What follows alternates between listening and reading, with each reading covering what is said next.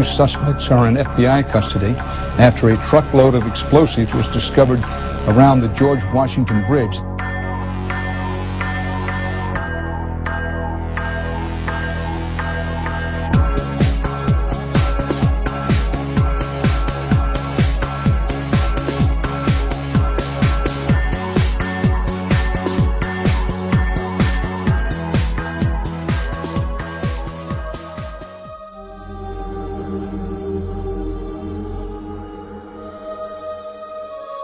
The Lavon Affair was an Israeli terrorist operation in Egypt known as Operation Susanna, in which Egyptian, American, and British-owned targets in Egypt were bombed in the summer of 1954.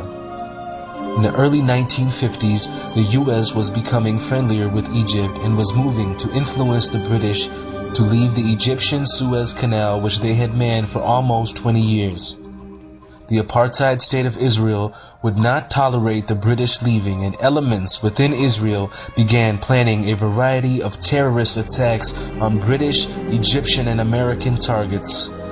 These attacks would then be blamed on so-called Muslim extremists. This would incite the anger of the British and the Americans towards Egypt and Islam and sour the burgeoning relationship between Egypt, America, and Britain. This plan for a series of false flag terrorist attacks was codenamed Operation Susanna. A group of Egyptian Jews was recruited to carry out the attacks. Jews in the diaspora that are recruited are known as Sayanim. The first bomb went off on July 2nd when a post office in Alexandria was firebombed. On the 11th of July, the Anglo-Egyptian Suez negotiations, which had been blocked for 9 months, got underway again. Despite the British assuring Israel that stockpiled weapons would not be given to the Egyptians, on July 14th, the Jewish terrorists firebombed U.S. information agency libraries in Cairo and Alexandria. However, that same day, a phosphorus bomb exploded prematurely in one of the terrorists, Philip Natansen's pocket, just as he was about to enter the British-owned Rio Cinema in Alexandria. His arrest and the subsequent confession led to the breakup of the whole ring. However, while the plot was being investigated, the Zionist Jewish terrorists started fires in 2 Cairo cinemas, in the Central Post Office, and the railway station. After the plot was uncovered, many tried to spin it as an anti-Semitic conspiracy theory. As the trial of the Jewish terrorists became more and more public, Israel was forced to do damage control. They claimed that the Egyptians were tipped off and allowed the attacks to happen. They also singularly scapegoated the defense minister Pinhas Lavon to prevent the exposure of the real group inside the apartheid state of Israel who planned Operation Susanna and several other false flag terrorist attacks. But this would not be the last time America's so-called ally and friend and recipient of over $150 billion in aid would attack her. As if a demolition team set off when you see the old demolitions of these old buildings. It looks like one of those scenes of an old building being purposely dynamited and blown up. Anybody who's ever watched a building being demolished on purpose knows that if you're going to do this, you have to get at the under-infrastructure of a building and bring it down. The way the structure is collapsing, this was the result of something that was planned. It's not accidental that the first tower just happened to collapse and then the second tower just happened to collapse in exactly the same way. How they accomplished this, we don't know.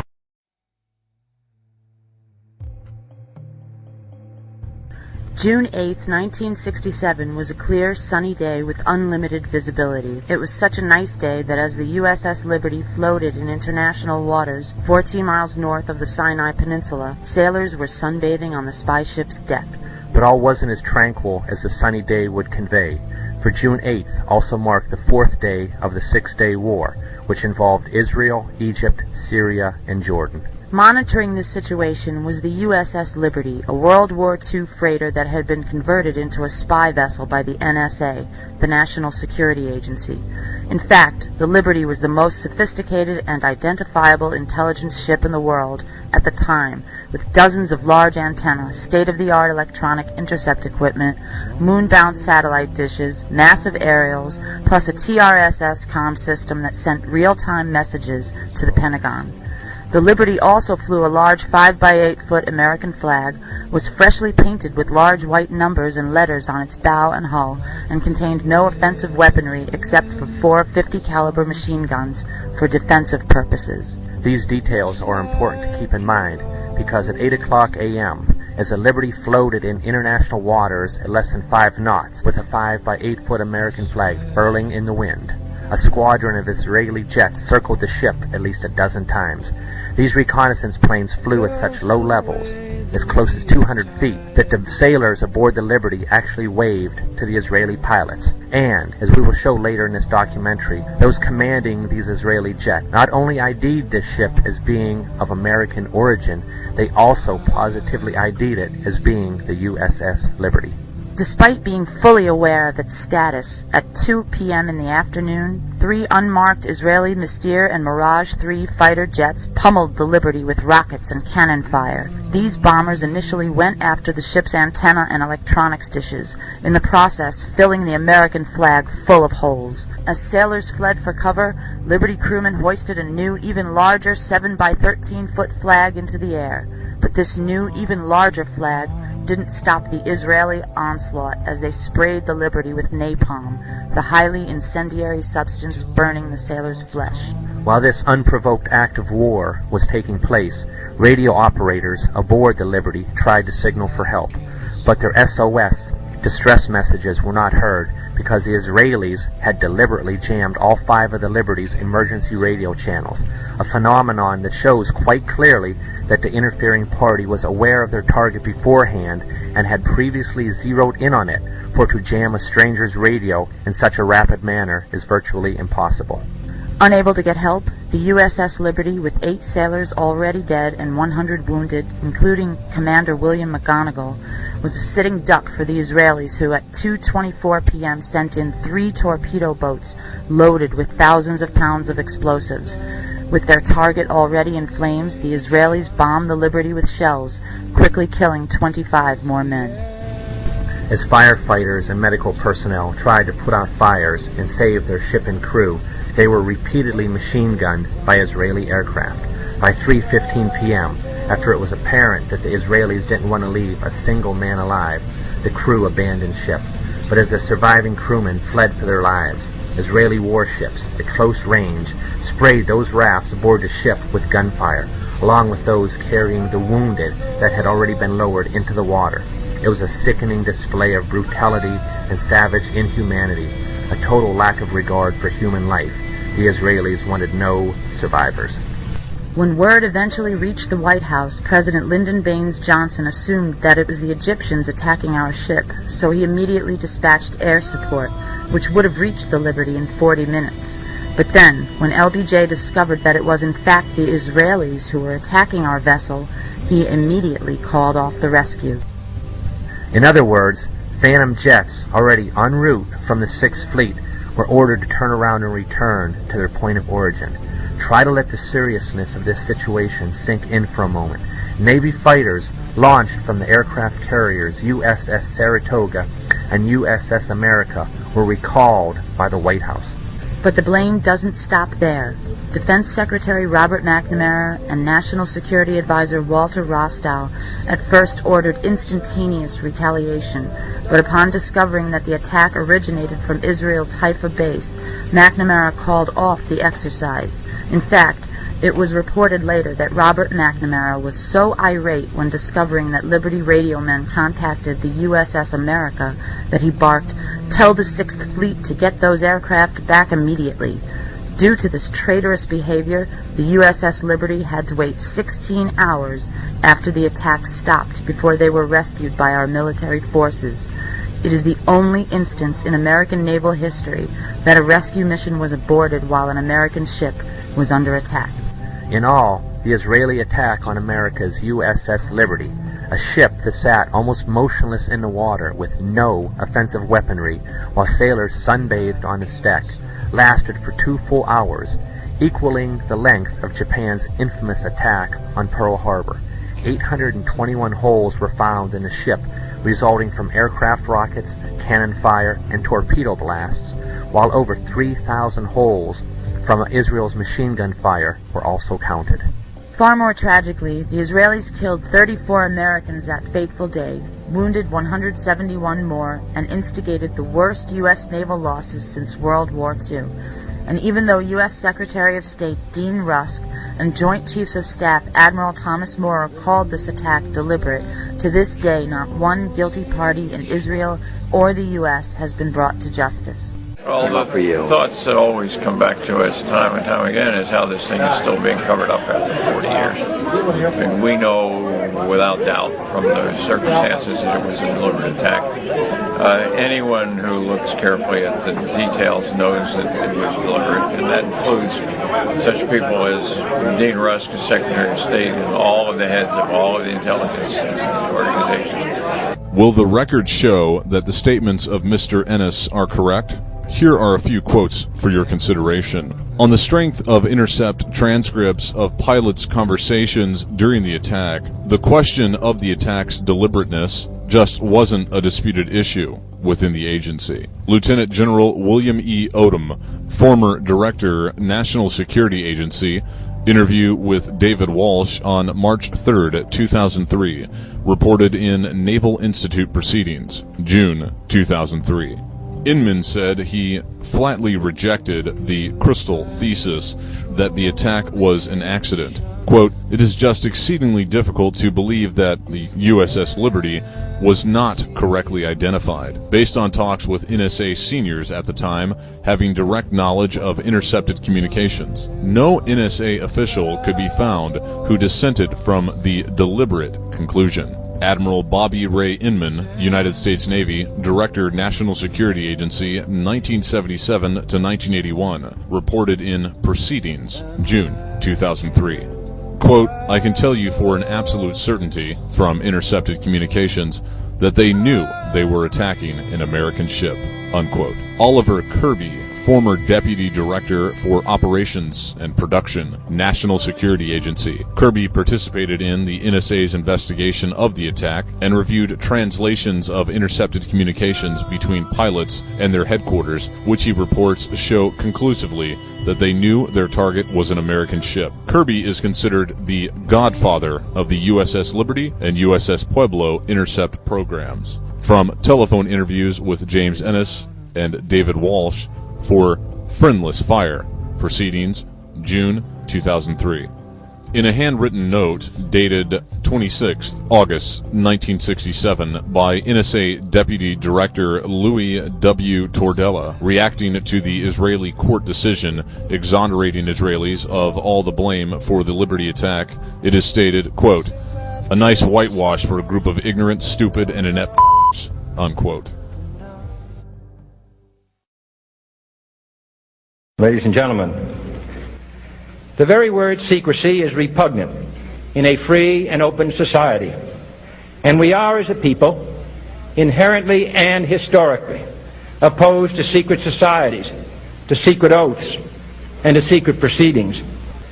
For we are opposed around the world by a monolithic and ruthless conspiracy that relies primarily on covert means for expanding its sphere of influence, on infiltration instead of invasion, on subversion instead of elections, on intimidation instead of free choice.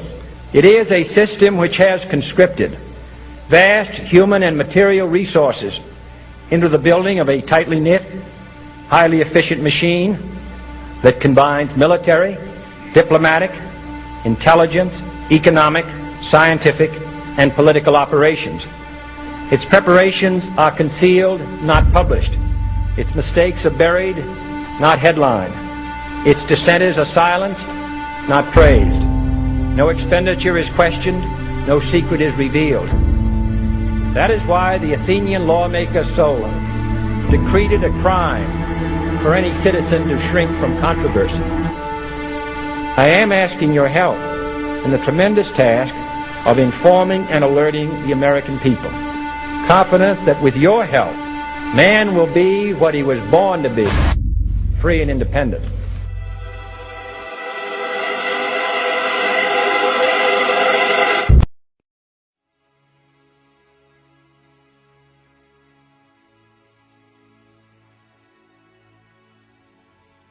By now it seems that we've all been told the many and widely varying theories of the events of September 11th, 2001. The official story of 9/11 presents that a group of extremist Muslim terrorists, known as Al-Qaeda, planned and orchestrated the attacks. Yet others have told us that among the responsible are U.S. President George Bush Jr., U.S. Vice President Dick Cheney, and a variety of other criminal elements in the United States government. These two conceptions are central to the 9/11 story, while there is some argument on the latter side as to how the events took place. Some theories as to the science of the attacks have presented that the impact of two planes and a fire fueled by jet fuel, which is mostly kerosene, brought down 3 concrete and reinforced steel buildings. Those structures would be World Trade Center Building 1, Building 2, and World Trade Center Building 7. Others posit that controlled demolitions were planted in the towers.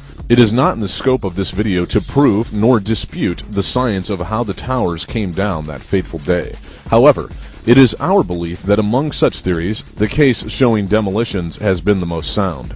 Our intentions in this chapter are to specifically show you who was responsible for this mass murder of Americans. We will examine a group of people who are a corrosive mafia with a racial and religious cohesion. It will become clear how fraudulent theories concerning 9/11 have been fomented and end up benefiting this group, and how the foundational crime of September 11th has been the catalyst for multiple and far-reaching crimes by this well-organized, supremacist mafia. It's time we achieve the long-awaited complete truth of what happened on 9/11, because the future of humanity depends upon it.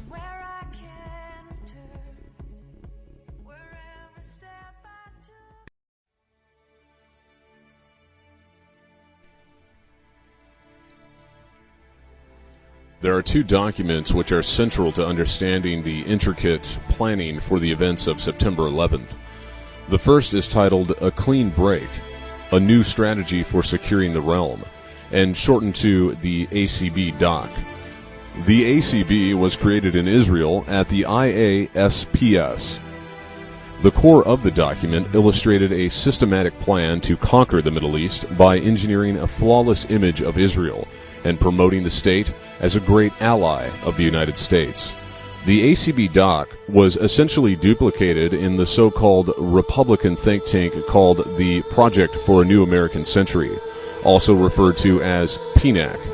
The same Jewish authors of the ACB Doc wrote PNAC's paper called Rebuilding America's Defenses, in which they called for a catalyzing event, like a new Pearl Harbor. PNAC is at first called a Republican think tank, but finds itself later termed a neocon or neoconservative group. The reality is that neocon is just another layer of the onion that covers up the existence of the Jewish criminal network. So long as they keep calling the network anything other than specifically a Jewish criminal network, then their greatest strength, which is their racial cohesion, goes undetected. PNAC, the Project for a New American Century, was not a neocon or even a Zionist think tank, but a Jewish criminal think tank. This crime network existed long before Zionism was ever codified. Therefore, it is absolutely appropriate and necessary for us to refer to it as the Jewish criminal network, as opposed to merely using the term Zionism, although that term is sometimes employed. PNAC consists of several non-Jewish criminal personalities, but be certain that its primary function is to serve the will of the Jewish mafia and the terrorist state of Israel. Some of the Jewish members of the Project for a New American Century are Elliot Abrams, John Bolton, Paula Dobriansky, Robert Kagan, William Crystal, Richard Pearl, Peter Rodman, William Schneider Jr., Paul Wolfowitz.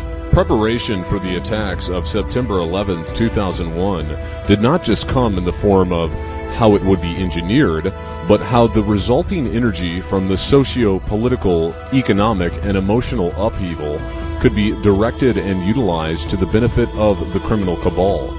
American policy would become neocon policy. Yet the term neocon, once again, is misleading, as what we are really talking about are the goals of a Jewish power elite and the hundreds of thousands of everyday Jews who serve in their massive Sionim network. The power structure that would funnel the erupting force of 9/11 can be seen in the three distinct but interlocking categories. The first is the defense arm, with members Paul Wolfowitz, Richard Pearl, Douglas Fife, Elliot Abrams, and David Wormser. This group was tasked with orchestrating a policy of preemptive action toward the Middle East in order so it may be reformed or remade in their vision. They further sought to substantially increase foreign aid to Israel, encourage joint weapons development, open up doors for new homeland security business opportunities, and legitimize the genocidal takeover of Palestine. The means by which they would achieve these objectives would be through inserting themselves and their cohorts in think tanks, defense policy boards, Defense Department contractors, talk shows, and investment banks. The second arm of the cabal was to be the pro-Israel press, formed of David Brooks, Lawrence Kaplan, William Kristol, and Norman Podhoretz, among other numerous personalities. Their objectives were to create the idea of the danger of Islam, render all Arab governments illegitimate in the public mind, make illegitimate any land for peace initiatives, and secure the idea that our primary American objective must be to defend Israel. This was achieved through the American Enterprise Institute, Jewish Institute for National Security Affairs, or JINSA, Heritage Foundation reports, as well as the Weekly Standard, the New Republic, Commentary Magazine, and through the American Jewish Committee. The final tentacle of the cabal is the group of columnists who directly swayed public opinion. Four major personalities, among others, are Robert Kagan, Charles Krauthammer, Max Boot, and William Safire. They sought to paint Palestinian militants as terrorists, create a linkage between 9/11 and all Arab governments, make anyone critical of Israel and the Jewish criminal mafia out to be an anti-Semite, and make Israelis heroes in the minds of Americans. The movie You Don't Mess with the Zohan, starring Jewish actor Adam Sandler, serves these final objectives expertly by slipping under the radar as mere entertainment. He is the greatest Israeli soldier the world has ever known. His training is lethal, and his skills are legendary.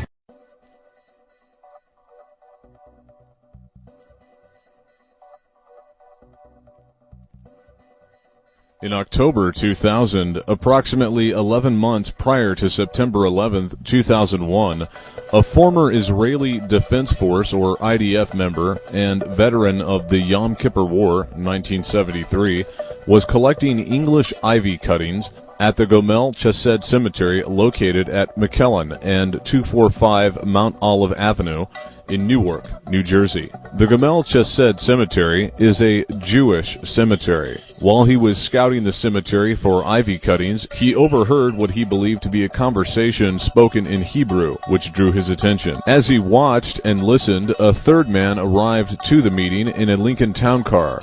What the observer of these happenings heard, after normal niceties were exchanged between the three men, alarmed him. The man who arrived in the town car said, "The Americans will learn what it is to live with terrorists after the planes hit the Twins in September." One of the men that had been leaning against the retaining wall expressed concerns regarding whether the upcoming presidential election, November 2000, between Bush and Cheney and Gore and Lieberman could impact the plans. The man that arrived in the town car pacified the doubts by saying, "Don't worry, we have people in high places, and no matter who gets elected, they will take care of everything." According to his account, on 9th February 2001, approximately 8 months prior to the airplanes being flown into the Twins, he sent an email to then Attorney General Ashcroft, informing the Attorney General that he had important terrorism-related information. The U.S. Department of Justice did not directly respond to the source. It forwarded the email to the Federal Bureau of Investigation.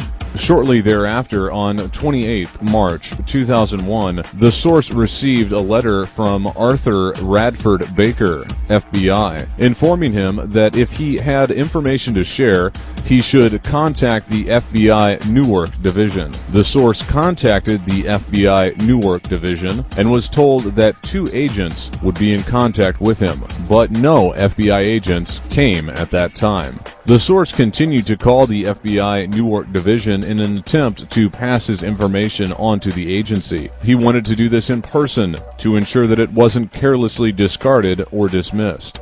He also sought a guarantee of protection by the FBI. As September 2001 drew closer, he grew more impatient. He began to act with a sense of urgency because, in his words, quote, time was running out. As he was getting nowhere with the FBI Newark Division, the source decided to write a letter to Arthur Bradford Baker on 21st May 2001. The person that sent the letter advising him that he should contact the FBI Newark Division.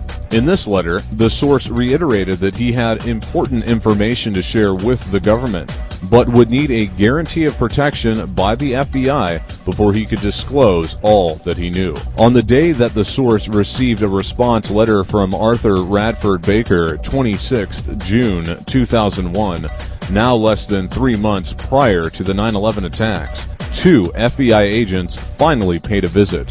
They were Agent Robin Gritz and Agent Andrew Stengel.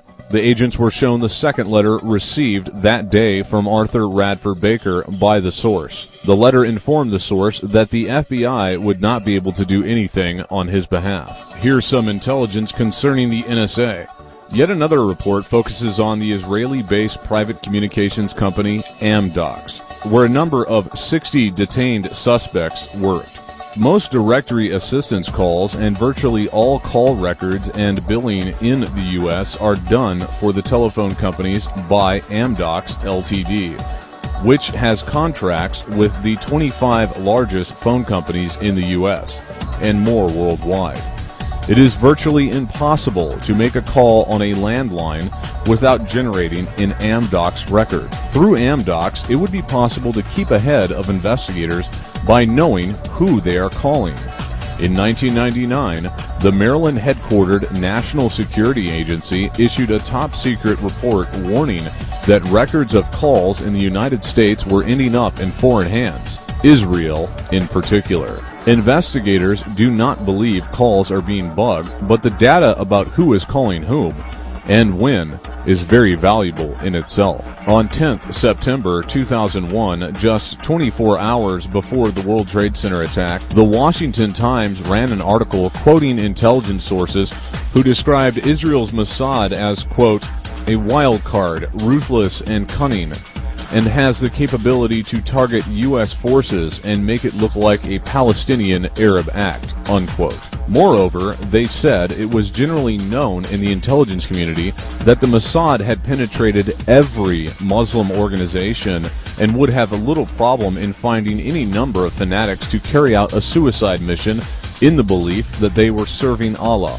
As reported by Christopher Bolen on 12th September 2001, the internet edition of the Jerusalem Post announced that, quote, the Israeli Foreign Ministry has collected the names of 4,000 Israelis believed to have been in the areas of the World Trade Center and the Pentagon at the time of the attack, unquote.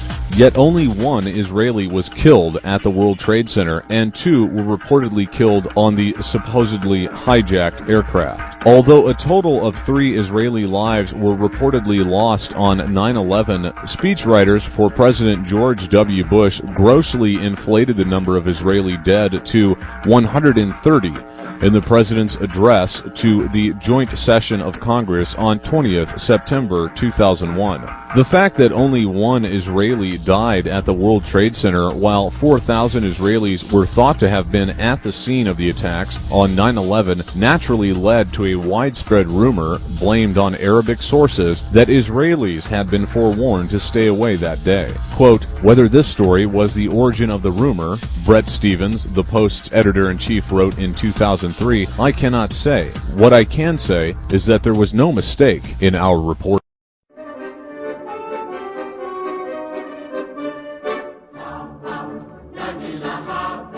As the world watched in disbelief and asked, how could this be possible, 5 Israelis, later discovered to be Mossad operatives, were seen dancing with joy. Fox News duplicated a report given by the New York Times. Little space was given to this information, but they did in fact state that, quote, a group of 5 men had set up video cameras aimed at the Twin Towers prior to the attack on Tuesday and were seen congratulating one another afterwards, unquote. Police received several calls from angry New Jersey residents claiming Middle Eastern men, quote-unquote, with a white van were videotaping the disaster with shouts of joy and mockery. They were seen by New Jersey residents on September 11th making fun of the World Trade Center ruins and going to extreme lengths to photograph themselves in front of the wreckage. Witnesses saw them jumping for joy in Liberty State Park after the initial impact. Later on, other witnesses saw them celebrating on a roof in Weehawken. I grabbed my binoculars and I could see the towers from my windows. And this is where I'm looking. And all of a sudden, down there, I see this van parked.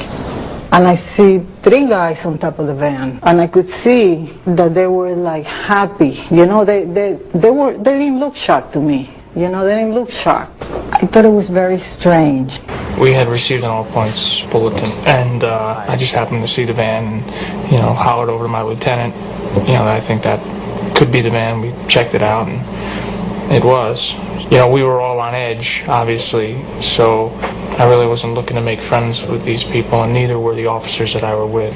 Once we started talking to them, they were pretty much like, hey, we're not against you, we're with you. And still other witnesses later saw them celebrating with high fives in a Jersey City parking lot. Another witness stated, quote, it looked like they were hooked in with this. It looked like they knew what was going to happen when they were at Liberty State Park. One anonymous phone call to authorities actually led them to close down all of New York's bridges and tunnels. The mystery caller told the 911 dispatcher that a group of Palestinians were mixing a bomb inside of a white van headed for the Holland Tunnel. Here's the transcript from NBC News. Jersey City Police. Yes, we have a white van, 2 or 3 guys in there. They look like Palestinians and going around a building. There's a minivan heading toward the Holland Tunnel. I see the guy by Newark Airport mixing some junk, and he has those chic uniform. He has what? He's dressed like an Arab. The caller seems honest enough, but consider this. Why would the anonymous caller specifically say that these Arabs were Palestinians? How would he know that? Furthermore, Palestinians usually dress in Western-style clothes, not chic uniforms. Based on that phone call, police then issued a be-on-the-lookout alert for a white minivan heading for the city's bridges and tunnels from New Jersey. The description was given as this: white, 2000 Chevrolet van with urban moving system sign on back, seen at Liberty State Park, Jersey City, New Jersey, at the time of first impact of jetliner into World Trade Center. 3 individuals with van were seen celebrating after initial impact and subsequent explosion. FBI Newark Field Office requests that, if the van is located, hold for prints and detain individuals.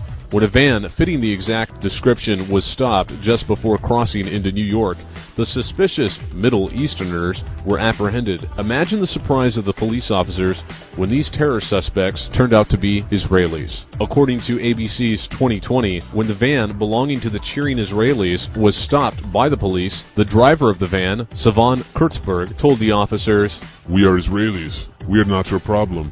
Your problems are our problems. The Palestinians are your problem." Why did he feel that the Palestinians were a problem for the NYPD? The police and FBI field agents became very suspicious when they found maps of the city with certain places highlighted. Box cutters, the same items that the hijackers supposedly used, $4,700 cash stuffed in a sock, and foreign passports.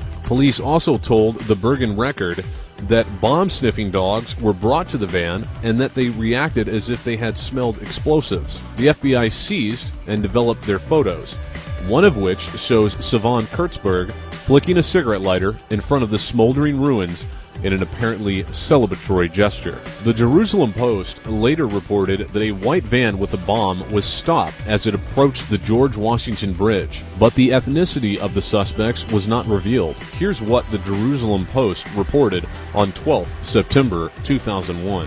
Quote, American security services overnight stopped a car bomb on the George Washington Bridge. The van, packed with explosives, was stopped on an approach ramp to the bridge. Authorities suspect the terrorists intended to blow up the main crossing between New Jersey and New York, Army Radio reported, unquote. 2 suspects are in FBI custody after a truckload of explosives was discovered around the George Washington Bridge. That bridge links New York to New Jersey over the Hudson River.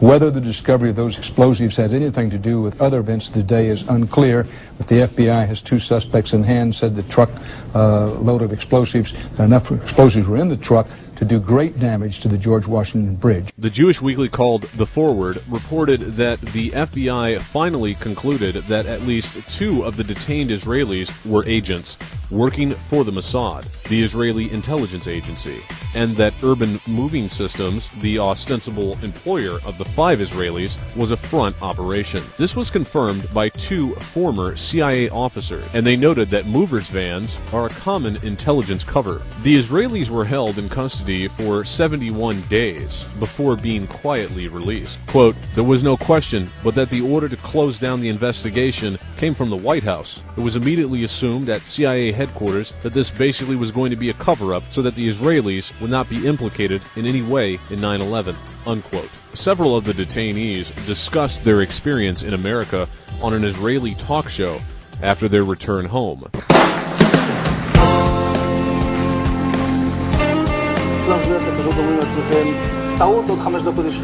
And at that point we were taken for another round of questioning, this time related to our allegedly being members of Mossad. The fact of the matter is we are coming from a country that experiences terror daily. Our purpose was to document the event. It has been more than 16 years since a civilian working for the Navy was charged with passing secrets to Israel. Jonathan Pollard pled guilty to conspiracy to commit espionage and is serving a life sentence. At first, Israeli leaders claimed Pollard was part of a rogue operation, but later took responsibility for his work. Now, Fox News has learned some U.S. investigators believe that there are Israelis again very much engaged in spying in and on the U.S., who may have known things they didn't tell us before September 11th. Fox News correspondent Carl Cameron has details in the first of a 4-part series. Since September 11th, more than 60 Israelis have been arrested or detained, either under the new Patriot anti-terrorism law or for immigration violations. A handful of active Israeli military were among those detained, according to investigators, who say some of the detainees also failed polygraph questions when asked about alleged surveillance activities against and in the United States. A highly placed investigator said there are, quote, tie-ins, but when asked for details, he flatly refused to describe them, saying, quote, evidence linking these Israelis to 911 is classified. I cannot tell you about evidence that has been gathered. It's classified information.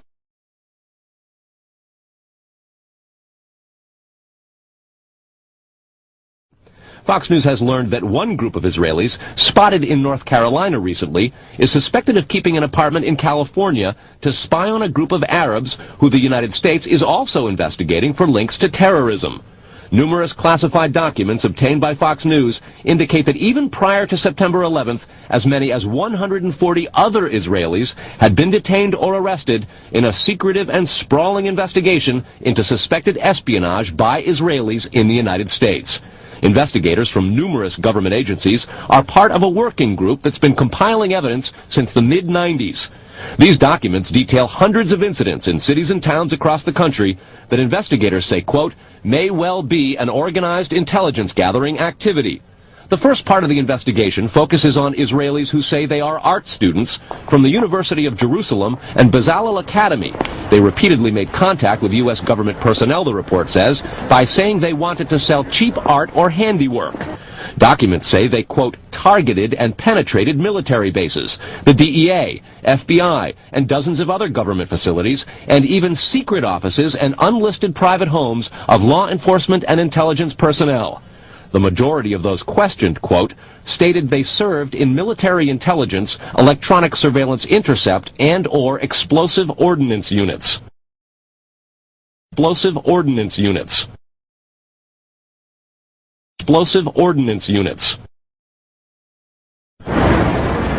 Another part of the investigation has resulted in the detention and arrests of dozens of Israelis at American Mall kiosks, where they've been selling toys called Puzzle Car and Zoomcopter. Investigators suspect a front. Shortly after the New York Times and Washington Post reported the Israeli detentions last month, the carts began vanishing. Zoomcopter's webpage says, "We are aware of the situation caused by thousands of mall carts being closed at the last minute. This in no way reflects the quality of the toy or its saleability. The problem lies in the operator's business policies." Why would Israelis spy in and on the U.S.? A General Accounting Office investigation referred to Israel as Country A and said, quote, according to a U.S. intelligence agency, the government of Country A conducts the most aggressive espionage operation against the U.S. of any U.S. ally. A defense intelligence report said Israel has a voracious appetite for information and, quote, the Israelis are motivated by strong survival instincts which dictate every facet of their political and economic policies. It aggressively collects military and industrial technology, and the U.S. is a high priority target. The document concludes, quote, Israel possesses the resources and technical capability to achieve its collection objectives.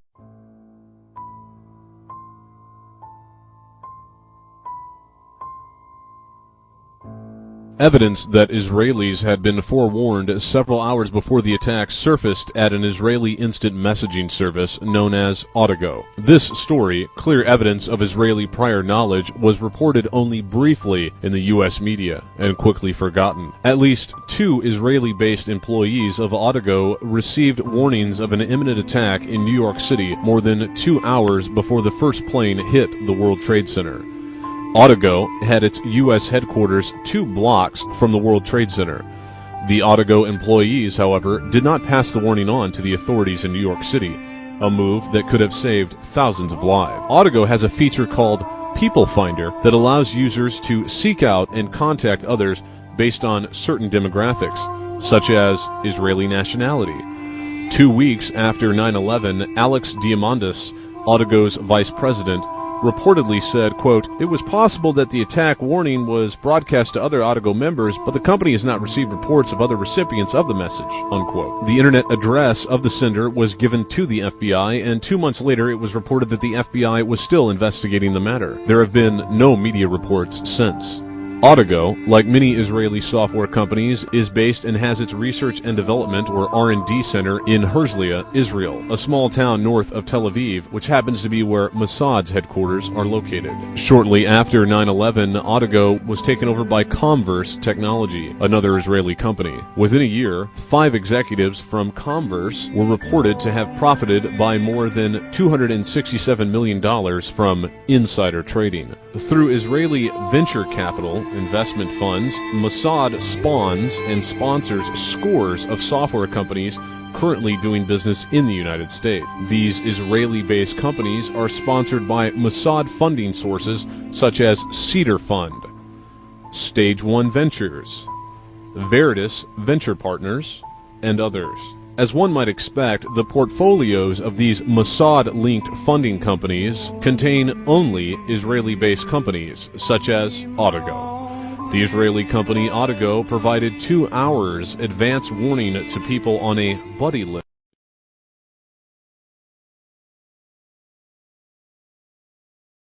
In addition to the Audigo early warning, it is reported that the Tokyo branch of Goldman Sachs also released a memo on 10th September 2001 that warned its employees to steer clear of any American government.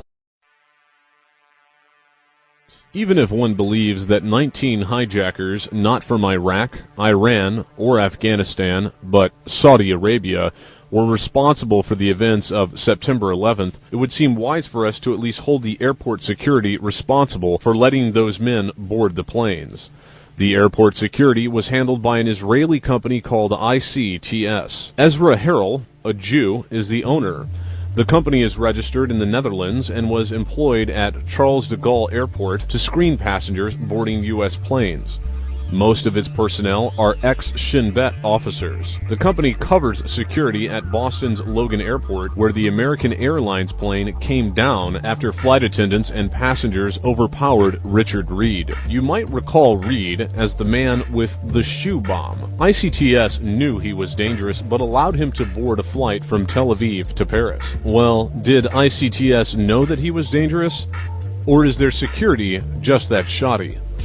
ICTS's own website states that it sells services to every airport from which the hijacked planes on 9/11 operated, including security services, and this is sometimes done through wholly owned subsidiaries like Huntley USA Corporation. It has been suggested that the incredible feat of hijacking 4 aircraft without a single arrest at the gate would require the resources of a nation-state. This is even more true with the revelation that at least one gun had managed to board a hijacked plane. One company had automatic inside access to all of the airports from which hijacked planes departed on 9/11, and to the airports used by Richard Reed, the shoe bomber, an Israeli company, one that Mossad agents could easily find employment with without the management knowing who they were or what their purpose really was. As an additional note to ICTS's complicity, hours before the House version of the first so-called Patriot Act went to a vote, technical corrections, quote-unquote, were inserted into the body of the legislation whereby foreign security companies,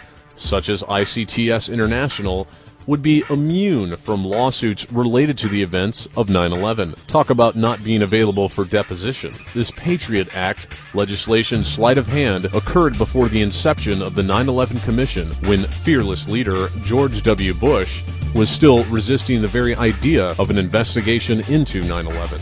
Hence, in the face of an institutional cover-up, citizens were denied the possibility of a discovery process which is normally afforded to litigants. Without such discovery process, ICTS International would never be compelled by a court of law to give testimony and show evidence related to the missing airport video surveillance tapes of 9/11 or any other aspect of security measures in place on 9/11. A few quotes to digest.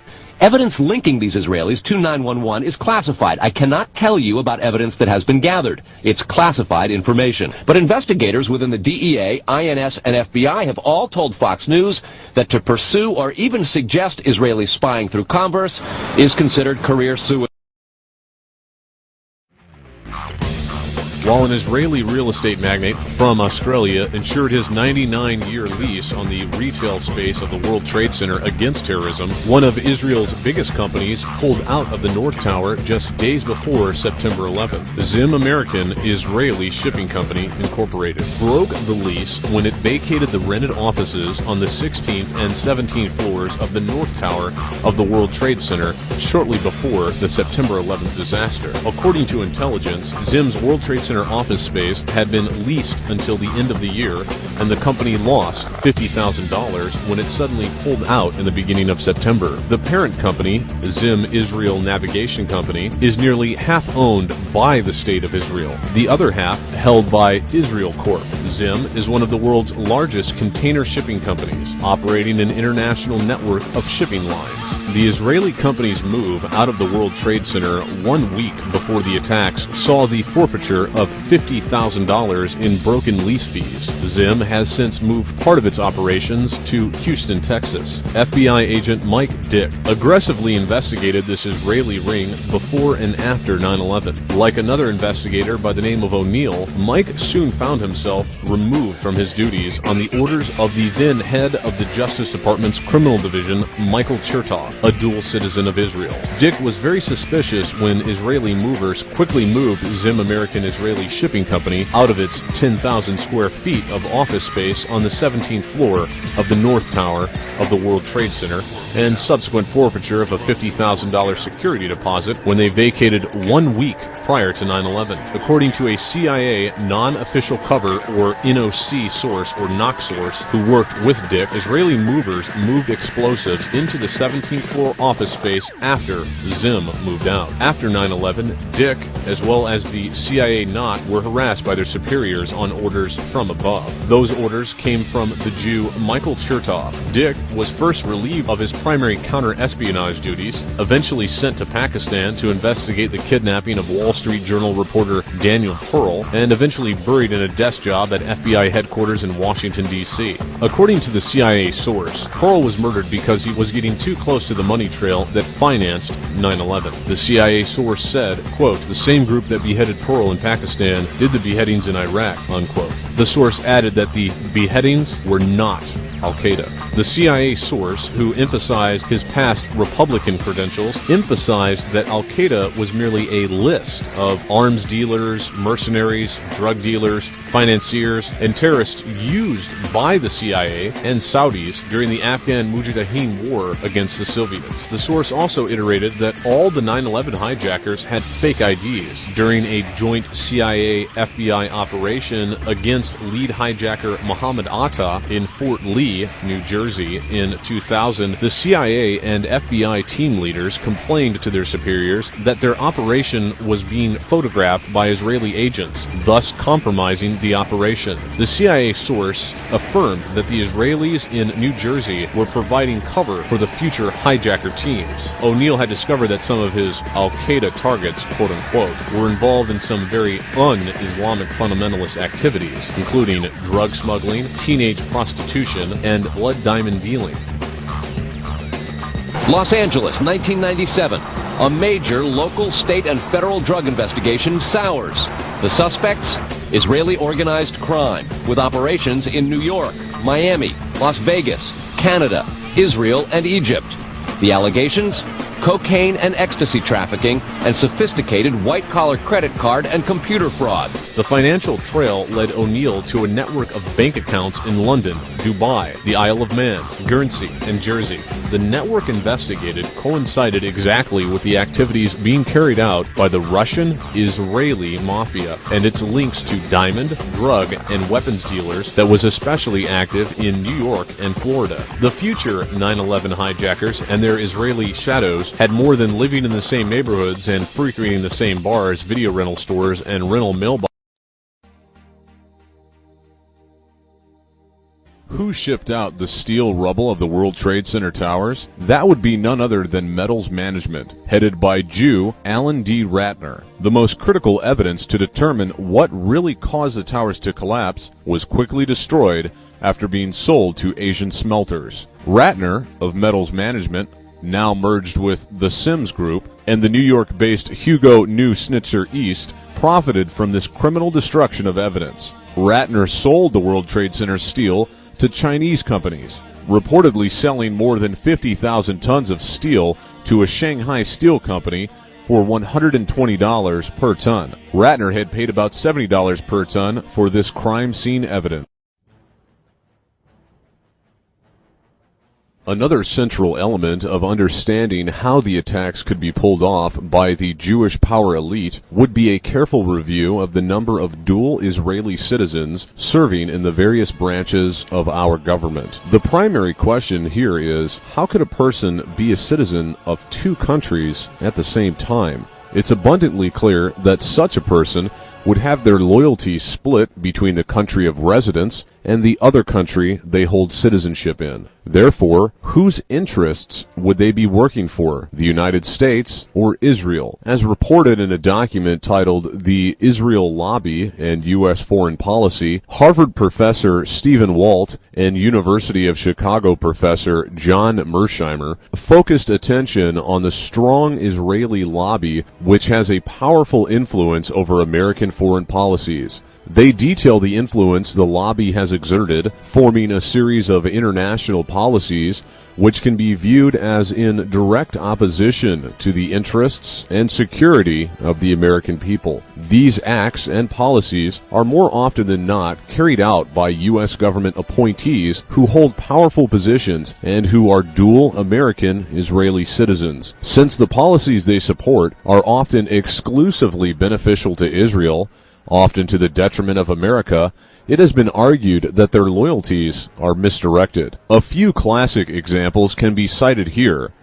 Jonathan J. Pollard was an American-Israeli citizen who worked for the U.S. government. He is well known because he stole more secrets from the U.S. than has any other spy in American history. During his interrogation, Pollard said he felt compelled to put the interests of my state ahead of his own. Although as a U.S. Navy counterintelligence specialist, he had a top-secret security clearance. By my state, he meant the state of Israel. Literally tens of thousands of Americans holding U.S. passports admit they feel a primary allegiance to the state of Israel. In many instances, these Americans vote in Israeli elections, wear Israeli uniforms, and fight in Israeli wars. Many are actively engaged both in the confiscation of Palestinian lands and in the Israeli political system. 3 examples follow. Rabbi Meir Kahan founded the militant Jewish Defense League in the U.S. in the 1960s. Then immigrated to Israel, where he was elected to the Knesset, until he was shot and killed at one of the U.S. fundraising rallies in 1990. The Brooklyn-born rabbi shuttled between Tel Aviv and New York, where he recruited militant American Jews for his activities in Israel against Palestinians. He claimed to be a dual citizen of America and Israel. Another Jew, James Mahon, from Alexandria, Virginia, reportedly was on a secret mission to kill PLO chairman Yasser Arafat when he was shot in 1980 by an unknown assailant. When he was shot,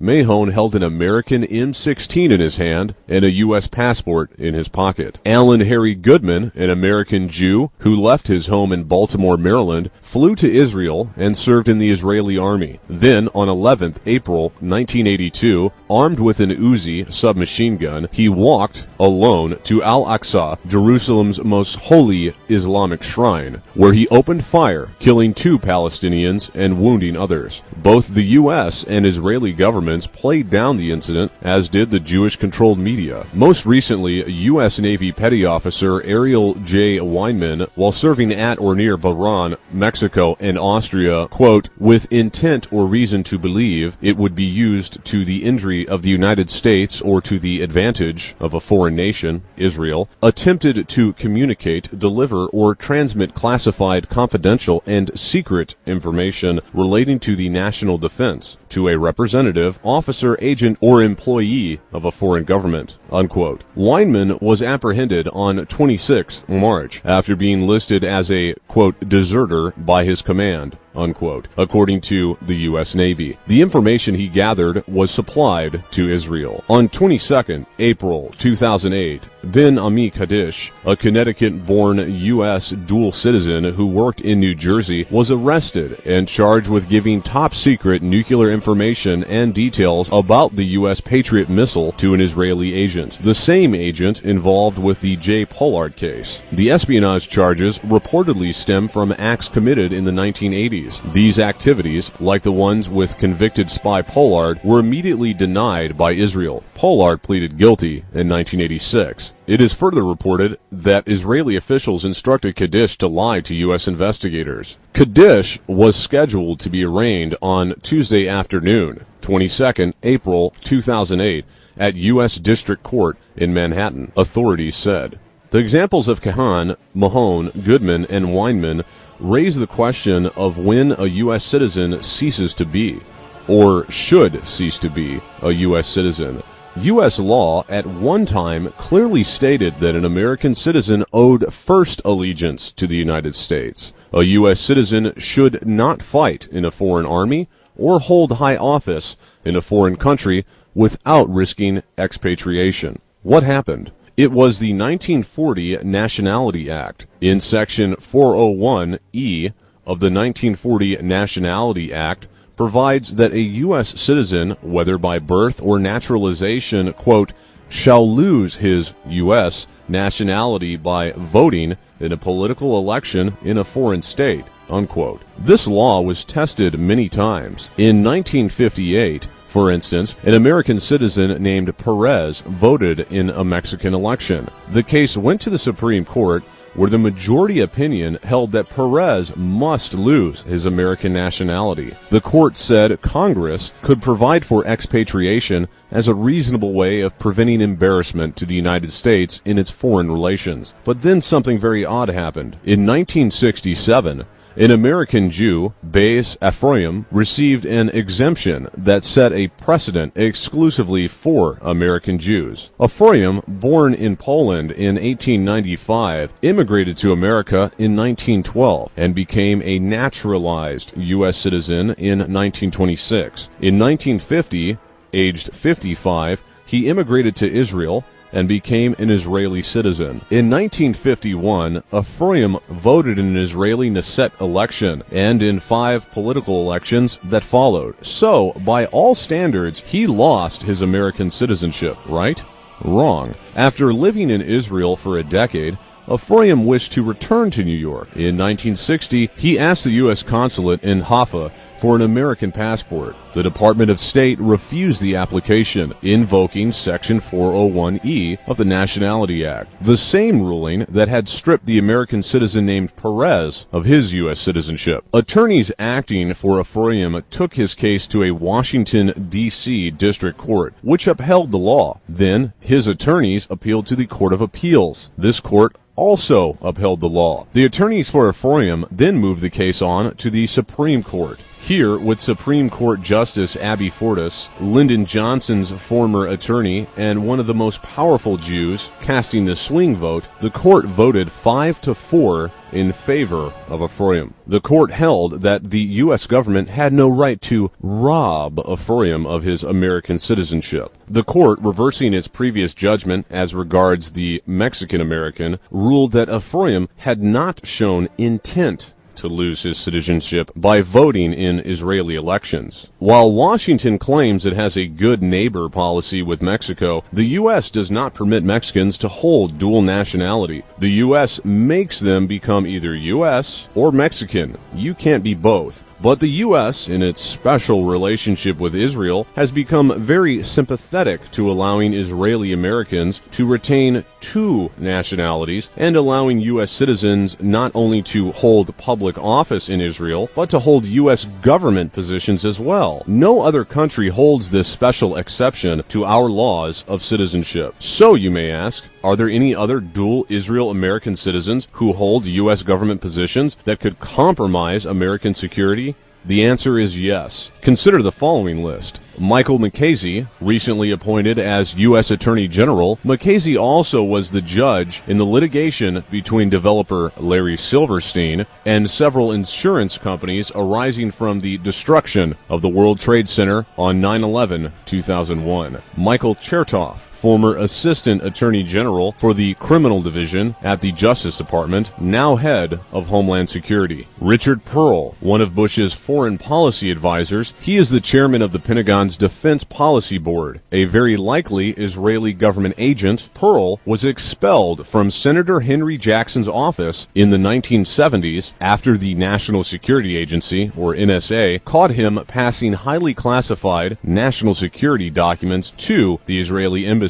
He later worked for the Israeli weapons firm Soltam. Perle came from a pro-Israel think tank, the AEI. Perle is one of the leading pro-Israeli fanatics leading this Iraq warmongering within the administration and now in the media. Paul Wolfowitz, former Deputy Defense Secretary and member of Perle's Defense Policy Board in the Pentagon. Wolfowitz is a close associate of Perle and reportedly has close ties to the Israeli military. His sister lives in Israel. Wolfowitz came from the Jewish think tank Jensa. Wolfowitz was the number 2 leader within the administration behind this Iraq warmongering. He later was appointed head of the World Bank, but resigned under pressure from World Bank members over a scandal involving his misuse of power. Lawrence or Larry Franklin, the former Defense Intelligence Agency analyst with expertise in Iranian policy issues, who worked in the office of Undersecretary of Defense for Policy Douglas Feith and reported directly to Feith's deputy William Lutey, was sentenced 20th January 2006 to, quote, more than 12 years in prison for giving classified information to an Israeli diplomat, unquote. And members of the pro-Israel lobbying group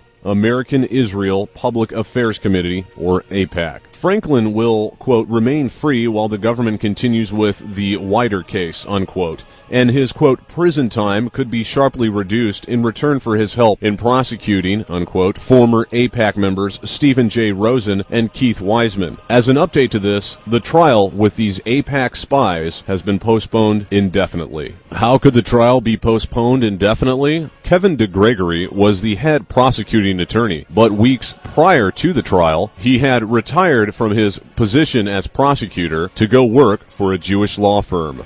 Douglas Feith, Undersecretary of Defense and Policy Advisor at the Pentagon. He is a close associate of Pearl and served as his special counsel. Like Pearl and the others, Feith is a pro-Israel extremist who has advocated anti-Arab policies in the past. He is closely associated with the extremist group the Zionist Organization of America, which even attacks Jews that don't agree with its extremist views. Feith frequently speaks at ZOA conferences. Feith runs a small law firm, Feith & Zell, which only has one international office in Israel. The majority of their legal work is representing Israeli interests. His firm's own website stated prior to his appointment that Feith, quote, represents Israeli armaments manufacturer, unquote. Feith basically represents the Israeli war machine. Feith also came from the Jewish think tank Jensa. Feith, like Pearl and Wolfowitz, are campaigning hard for the continuation of the Israeli proxy wars against Iraq, Iran, and Afghanistan. Feith was investigated by the FBI under suspicion of leaking classified information to Israel, being that he was Larry Franklin's boss when Franklin leaked those documents to Rosen and Wiseman of AIPAC. For that, he was forced to leave the National Security Council. Feith was also investigated by the Senate Intelligence Committee for sexing up intelligence that was used to justify invading Iraq. Edward Lutwick, member of the National Security Study Group of the Department of Defense at the Pentagon, Lutwick is reportedly an Israeli citizen and has taught in Israel. He frequently writes for Israeli and pro-Israeli newspapers and journals. Lutwick is an Israeli extremist whose main theme in many of his articles is the necessity of the U.S. waging war against Iraq and Iran. Henry Kissinger, one of the many Pentagon advisors, Kissinger sits on the Pentagon's Defense Policy Board under Pearl.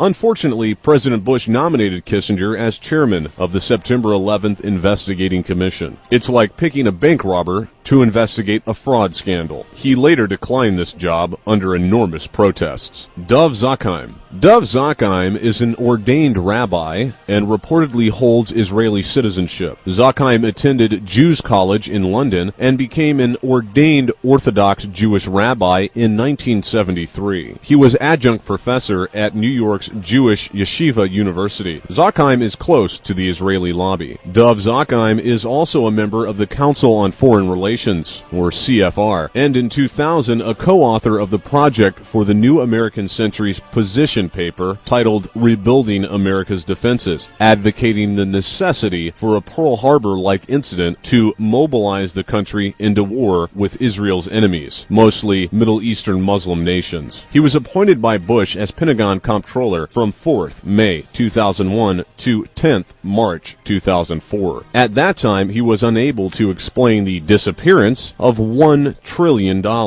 Actually, nearly 3 years earlier, Donald Rumsfeld announced on 10th September 2001 that an audit discovered $2.3 trillion was also missing from the Pentagon books. That story, as mentioned, was buried under 9/11's rubble. The two sums disappeared under Zakheim's watch. Despite these suspicions, on 6th May 2004, Zakheim took a lucrative position at Bose Allen Hamilton, one of the most prestigious strategy consulting firms in the world. One of its clients then was Blessed Relief, a charity said to be a front for Osama bin Laden. Bose Allen and Hamilton then also worked closely with DARPA, the Defense Advanced Research Projects Agency, which is the research arm of the Department of Defense. Intelligence concerning Dov tells us that he is a dual Israeli-American citizen and has been tracking the halls of the U.S. government for 25 years, casting defense policy and influence on Presidents Reagan, Clinton, Bush Sr., and Bush Jr. Further intelligence points out that most of Israel's armaments were gotten thanks to him. Squads of U.S. F-16s and F-15s were classified as military surplus and sold to Israel at a fraction of their value. Kenneth Edelman, one of the many Pentagon advisors, Edelman also sits on the Pentagon's Defense Policy Board under Pearl and is another extremist pro-Israel advisor who supported going to war against Iraq. Edelman frequently is a guest on Fox News and often expresses extremist and often ridiculous anti-Arab and anti-Muslim views. Through his ignorance, he actually called Arabs anti-Semitic on Fox News, dated 28 November 2001,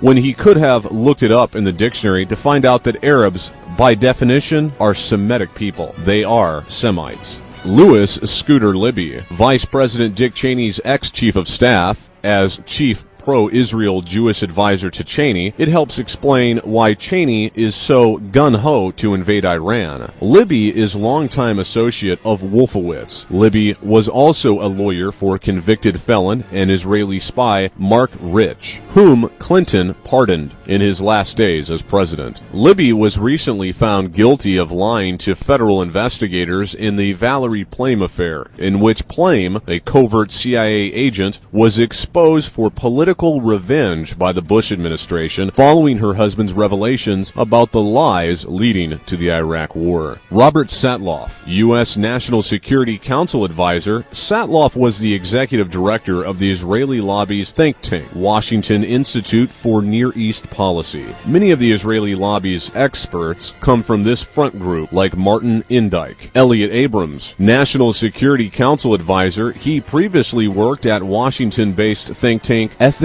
and Public Policy Center. During the Reagan administration, Abrams was the Assistant Secretary of State, handling, for the most part, Latin American affairs. Played an important role in the Iran-Contra scandal, which involved illegally selling U.S. weapons to Iran to fight Iraq, and illegally funding the Contra rebels fighting to overthrow Nicaragua's Sandinista government. He also actively deceived 3 congressional committees about his involvement and thereby faced felony charges based on his testimony. Abrams pled guilty in 1991 to 2 misdemeanors and was sentenced to a year's probation and 100 hours of community service. A year later, former President Bush, Sr., granted Abrams a full pardon. He was one of the more hawkish pro-Israel Jews in the Reagan administration's State Department. Mark Grossman, Undersecretary of State for Political Affairs. He was Director General of the Foreign Service and Director of Human Resources at the Department of State. Grossman is one of many of the pro-Israel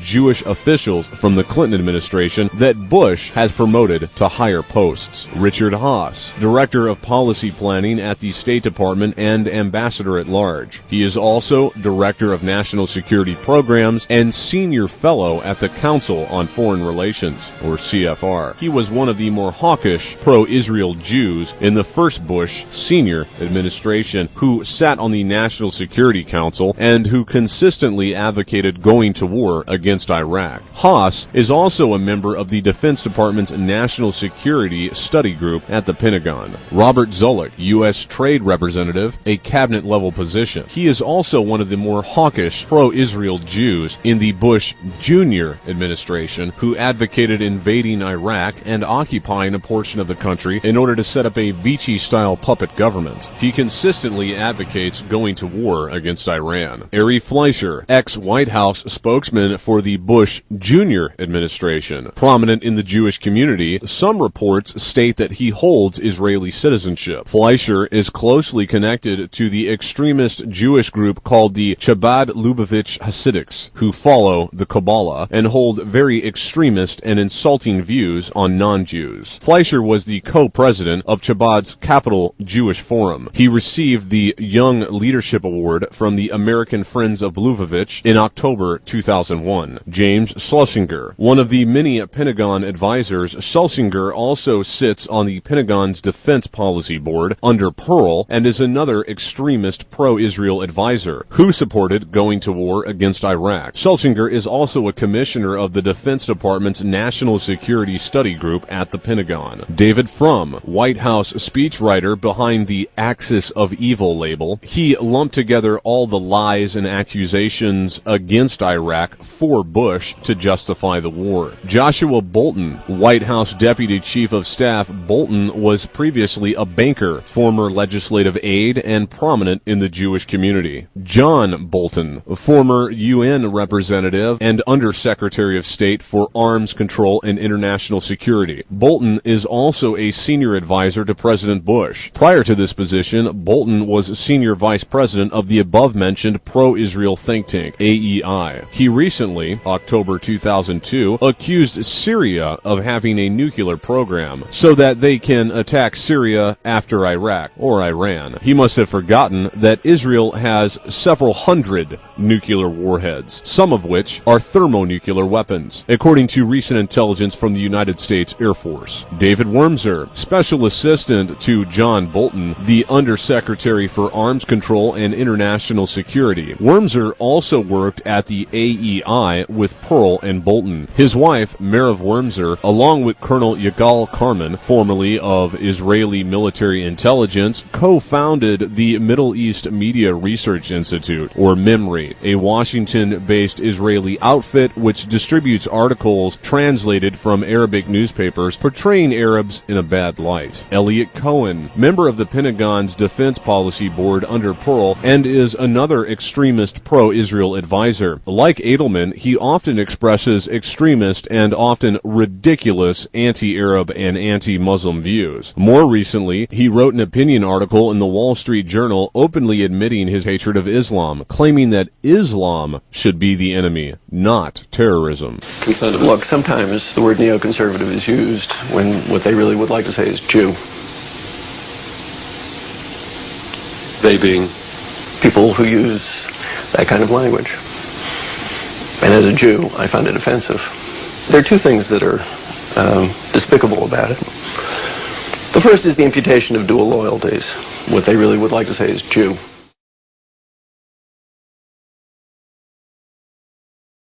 Mel Sembler, president of the Export-Import Bank of the United States, a prominent Jewish Republican and former national finance chairman of the Republican National Committee. The Export-Import Bank facilitates trade relationships between U.S. businesses and foreign countries, specifically those with financial problems. Steve Goldsmith, senior advisor to the president and Bush's Jewish domestic policy advisor. He also served as liaison in the White House office of Faith-Based and Community Initiatives, White House OFBCI, within the executive office of the president. He was the former mayor of Indianapolis. He is also friends with Israeli Jerusalem Mayor Ehud Olmert, and often visits Israel to coach mayors on privatization initiatives. A number of other dual Israeli citizens serving in our government are Adam Goldman, White House's special liaison to the Jewish community, Joseph Gildenhorn, Bush campaign's special liaison to the Jewish community. He was the D.C. finance chairman for the Bush campaign, as well as campaign coordinator and former ambassador to Switzerland. Christopher Gersten, principal deputy assistant secretary, administration for Children and Families at HHS. Gersten was the former executive director of the Republican Jewish Coalition, husband of Labor Secretary. Mark Weinberger, assistant secretary of Housing and Urban Development for Public Affairs. Samuel Bodman, deputy secretary of Commerce. He was the chairman and CEO of Cabot Corporation in Boston, Massachusetts. Bonnie Cohen, undersecretary of State for Management. Ruth Davis, director of Foreign Service Institute, who reports to the Office of Undersecretary for Management. This office is responsible for training all Department of State staff, including ambassadors. Daniel Kurtzer, ambassador to Israel. Cliff Sobel, ambassador to the Netherlands. Stuart Bernstein, ambassador to Denmark. Nancy Brinker, ambassador to Hungary, Frank Lavin, ambassador to Singapore, Ron Weiser, ambassador to Slovakia, Mel Sebler, ambassador to Italy, mentioned earlier, Martin Silverstein, ambassador to Uruguay, Lincoln Bloomfield, assistant secretary of state for political military affairs, Jay Lefkowitz, deputy assistant to the president and director of the Domestic Policy Council, Ken Millman, White House political director, and Brad Blakeman, White House director of scheduling.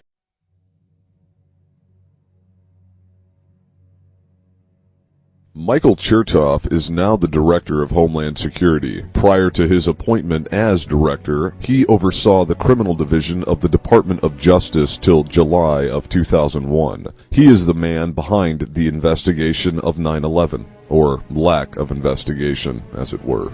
Chertoff was the U.S. prosecuting attorney for the District of New Jersey. Michael Chertoff is the person who had control of the evidence and prosecution of the first bombing of the World Trade Center. Chertoff's father is a man by the name of Gershon Baruch Chertoff, who happens to be a Talmudic rabbi. Michael Chertoff's uncle Mordecai is also a rabbi. Michael's grandfather was a very well-known teacher of the Talmud in New York City. Chertoff's sister was the head of Hadassah, the women's branch of the Zionist Organization of America. She went to a Hebrew university before Israel was even a state. The Chertoff family was one of the founding families of the State of Israel. Michael Chertoff's aunt works with the Zionist movement in London, Chicago, and New York City. Chertoff's power over domestic security is enormous at this point. He is the head boss of departments like the TSA, or Transportation Security Administration, U.S. Customs and Border Patrol, U.S. Immigration, U.S. Secret Service, FEMA, and the corresponding detention camps ran by FEMA, U.S. Coast Guard,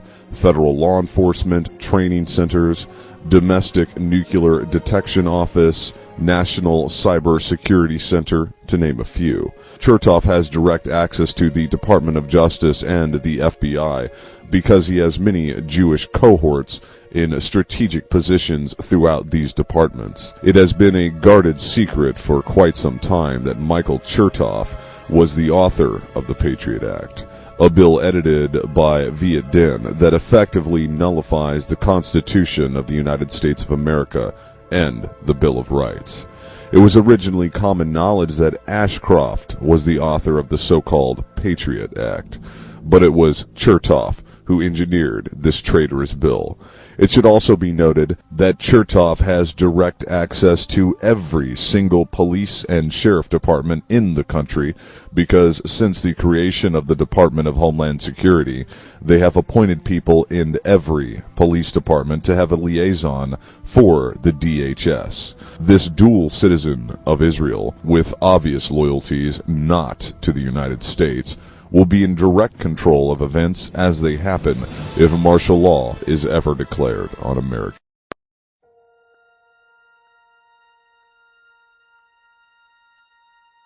The appointed federal judges Alvin K. Hellerstein and Michael B. Mukasey and the former Assistant Attorney General Michael Chertoff, who now heads Homeland Security, have worked for almost 7 years to hide critical evidence and block discovery of important details concerning the orchestrators of the 9/11 attack. Immediately after the horrific events of 9/11, while the country was mourning, grieving, and beginning to feel vengeful toward the supposedly official culprits, the key players involved in 9/11 were maneuvering in unison behind the scenes to cover all angles of investigation and began building up their damage control infrastructure. The Kenneth Feinberg Group is listed as one of the top 10 supporters of the Jerusalem Institute for Israel Studies for 2004 and 2005. The Jerusalem Institute is an Israel-based Zionist organization that supports the building of the illegal separation wall across Palestine, for example. The Feinberg Group also lists as its clients major insurance and reinsurance companies such as Lloyd's of London. These are the companies who stood to lose billions of dollars if 9/11 victims' lawsuits had gone forward. Feinberg was appointed special master by then Attorney General John Ashcroft. Ashcroft, a dedicated supporter of the Jewish criminal mafia and supporter of such groups as Stand for Israel, is today working as a lobbyist for Israel Aerospace Industries, or IAI, Israel's major military aerospace company, which hired the former U.S. Attorney General to help secure the U.S. government's approval to sell an Israeli weapons system to the South Korean Air Force. Kenneth Feinberg set up the Victims' Compensation Fund. This was a treasure chest of some $7 billion in taxpayer money that would be forked out to the victims of the Israeli 9/11 attack. Since undoubtedly many families lost their primary breadwinner on 9/11, they had a choice between a sizable payout or a long drawn-out investigation with little to no guarantee of success if they chose to pursue legal action against the airlines and the passenger screening security companies. Thus, 97% of eligible victims' families waive their rights to litigate against the government, the airlines, and the security companies responsible for passenger screening at the airports. This prevented any discoveries that could be made via legal battle in the courts for nearly every relative of a victim of 9/11. However, our so-called Israeli allies who masterminded 9/11 weren't satisfied with a 97% cover-up. Enter two very dedicated criminal Jews with close ties to the Israeli crime network and judges who very conveniently belong to the same synagogue. Judge Alvin Hellerstein and our new Attorney General, Michael Mukasey. A little background on Hellerstein is necessary here. Judge Hellerstein has a deep and long-standing connection to the Jewish criminal network and close family ties to the State of Israel. Judge Hellerstein's wife is a former senior vice president and current treasurer of a New York-based Jewish organization called AMIT. AMIT promotes Jewish immigration to Israel and stands for Americans for Israel and Torah. AMIT's motto is Building Israel, One Child at a Time. Judge Hellerstein, age 73, is also a longtime member of the Jewish Center of New York and a former president of the Board of Jewish Education of Greater New York. This raises the obvious question about why, in the 9/11 terror case in which an Israeli security company is a key defendant and in which individuals from Israeli military intelligence are suspected of being involved, was Hellerstein chosen to preside over all 9/11 victim lawsuits? And who chose him? Judge Alvin Hellerstein has stated, quote, "There is an extraordinary public benefit in having these cases resolved and not allowing through them the wounds of 9/11 suffered by our entire society to keep festering." Hellerstein's mission was to quickly resolve the cases. The rush to case resolution was to eliminate all threats of legal investigations by means of more payouts. To this hour, not a single plaintiff's day in court to present evidence in a trial has come to fruition. The more persistent and uncooperative plaintiffs have dealt with the special mediator of Hellerstein's court, Sheila Birnbaum, another key Jew. Sheila Birnbaum, the special mediator, is a partner in the law firm of Skadden Arps, a leading corporate law firm with close business ties to Israel. The firm calls itself, quote, one of the leading U.S. legal advisors to Israeli companies doing business and raising capital outside of Israel. The firm's website proclaims, many of our attorneys are thoroughly familiar with the legal structure, business environment, and political system of Israel, and several have been admitted to the bars of both Israel and New York, and are fluent in Hebrew and English, unquote. Israeli individuals and companies, however, are suspects and defendants in the crimes of 9/11. At least 200 Israeli suspects were arrested in connection with 9/11. Certainly, these salient facts cannot be mere random coincidence.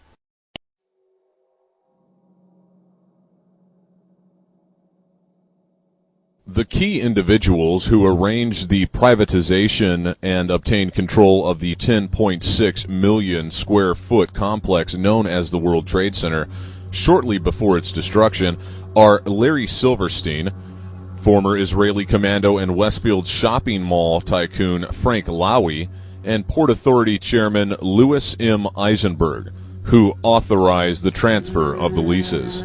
Silverstein, Lowy, and Eisenberg all hold senior positions in organizations such as the Anti-Defamation League, or ADL, the United Jewish Appeal, UJA, a billion-dollar Zionist charity organization, and the New York-based Museum of Jewish Heritage, a living memorial to the Jewish Holocaust. Silverstein is a former chairman of UJA. This organization raises hundreds of millions of dollars every year for a network of Jewish agencies in the United States and Israel. Eisenberg, who was instrumental in obtaining the lease for Silverstein, is on the planning board of the UJA. Eisenberg, in his role with the Port Authority, was the key person who negotiated the 99-year leases for Silverstein and Frank Lowy's Westfield America, who were, in fact, the low bidders for the lease on the 110-story towers and the retail mall. 6 weeks before the World Trade Center towers were destroyed, the Port Authority, with the assistance of Jewish Chairman Eisenberg, completed the process of leasing them for 99 years to Larry Silverstein, the developer who had built 7 World Trade Center, which mysteriously self-demolished at 5:25 p.m. on 9/11, although the building wasn't hit by a plane. Simultaneously, the retail space underneath the complex was leased to Westfield America, the U.S. division of an Australian company that is one of the world's largest operators of shopping malls. Paul Goldberger wrote in The New Yorker, 20th May 2002. Czechoslovakian-born Israeli commando Frank Lowy, a former fighter in Israel's Golani Brigade, immigrated to Australia in the 1950s. Lowy leased the shopping concourse called the Mall at the World Trade Center, which comprised about 427,000 square feet of retail space. Today, Lowy and his 3 sons control Westfield Corporation, one of the largest operators of shopping centers in the United States and the world. Lowy is described by the Sydney Morning Herald as, quote, a self-made man with a strong interest in the Holocaust and Israeli politics.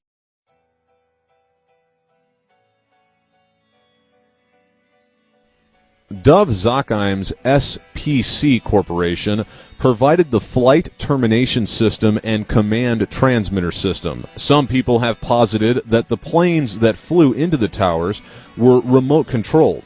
Although sounding like science fiction to the average person, this technology has existed for several decades. In an emergency situation in which pilot and co-pilot have been incapacitated, ground control can take control of a plane and fly it safe and sound to its destination. The argument for the use of this technology would be to say that to ensure that the planes met their targets, instead of relying on some supposed suicide hijackers who might bail out at the last minute, remote control technology was used. We are not here to argue for this point, nor disagree with it, but it is more than telling that System Planning Corporation, or SPC, designs, manufactures, and distributes highly sophisticated technology that enables an operator to fly by remote control as many as 8 different airborne vehicles at the same time from one position, either on the ground or airborne. System Planning Corporation markets the technology to take over the controls of an airborne vehicle already in flight. For example, the flight termination system technology could hijack hijackers and bring the plane down safely. The flight termination system can be used in conjunction with the CTS technology that can control up to 8 airborne vehicles simultaneously. The possibility of nefarious use of these brilliant technologies developed and deployed by Systems Planning Corporation certainly deserves careful consideration in any full and impartial investigation of what actually took place on 9/11. In the context of 9/11, it also needs to be pointed out that Rabbi Dov Zakheim was Chief Executive Officer of System Planning Corporation's International Division until President George W. Bush appointed him Undersecretary of Defense and Comptroller of the Pentagon. Not long before Rabbi Zakheim rose to power over the Pentagon's labyrinthine, bottomless accounts, he co-authored an article entitled Rebuilding America's Defenses, Strategy, Forces, and Resources for a New Century, which was published by the Project for a New American Century in September 2000, exactly a year before 9/11.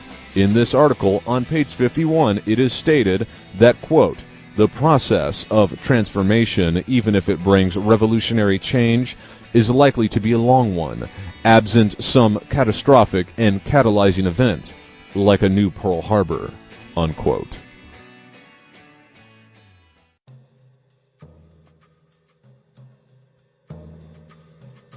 Larry Silverstein, a key figure in the Jewish crime network, dual Israeli citizen and World Trade Center leaseholder, who pocketed $4 billion for the attacks of 9/11.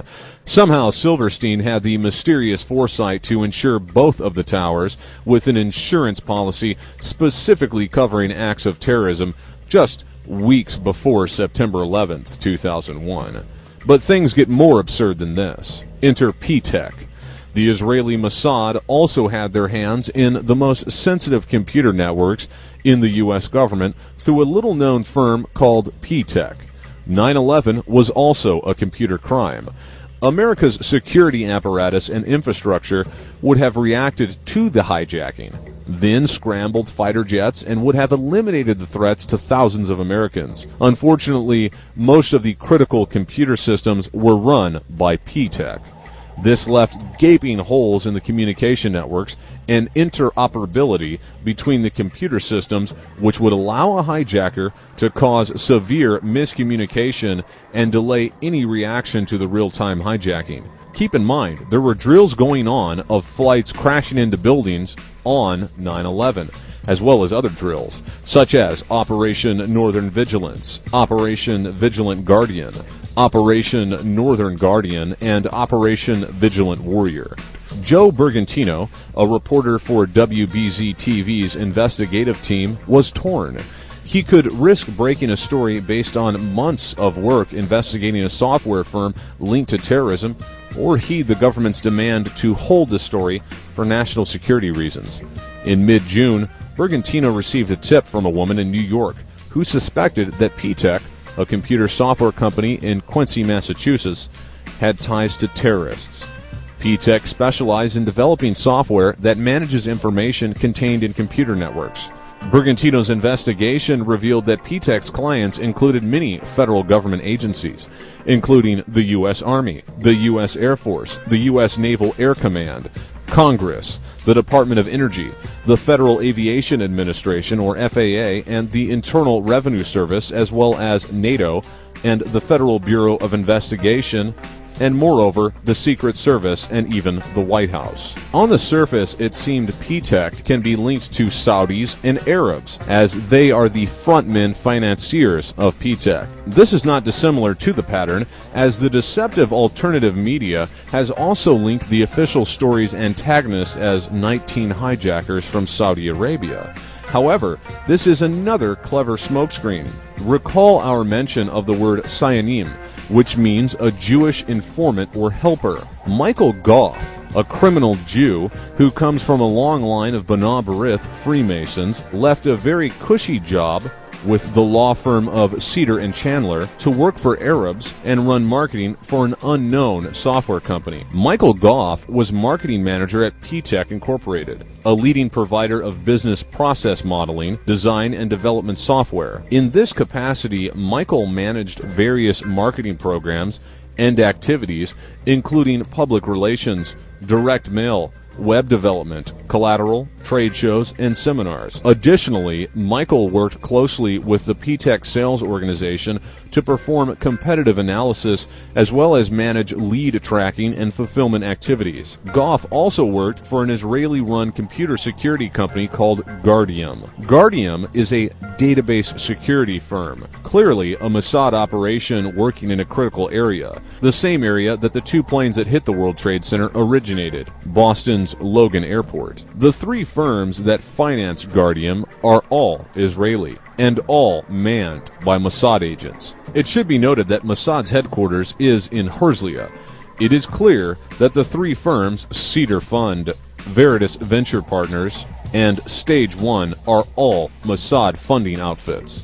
So with P-TECH, what we had was an American Cyan, i.e. a Jewish agent who works with the Mossad when necessary, Michael S. Goff, who had Mossad agents feeding him information and directing him while he worked with his Lebanese Muslim partners in P-TECH. Now, why would a young American lawyer working with a good law firm in his hometown suddenly leave the practice of law and work with a dodgy startup software company owned and financed by a Lebanese and a Saudi? Goff's family is a well-respected and well-known family in Worcester, Massachusetts. After law school, he had it made at the law firm.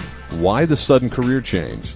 It is clear that Goff is one of several 100,000 Sayanim, and he was tapped by Mossad to do a quick career change for the good of the Jewish people and Israel, of course. Under Goff, P-TECH software loaded with trapdoors and Trojan horses was sold and loaded onto the most sensitive computer systems, which subsequently failed miserably, or performed well, depending on your view, on September 11th, 2001.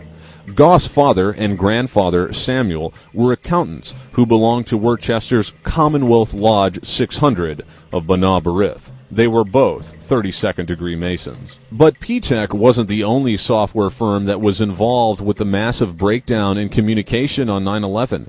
Because the attacks involved systems used by the FAA, NORAD, and the U.S. Air Force, the conspirators would have needed super user access to the command and control centers of these three separate organizations.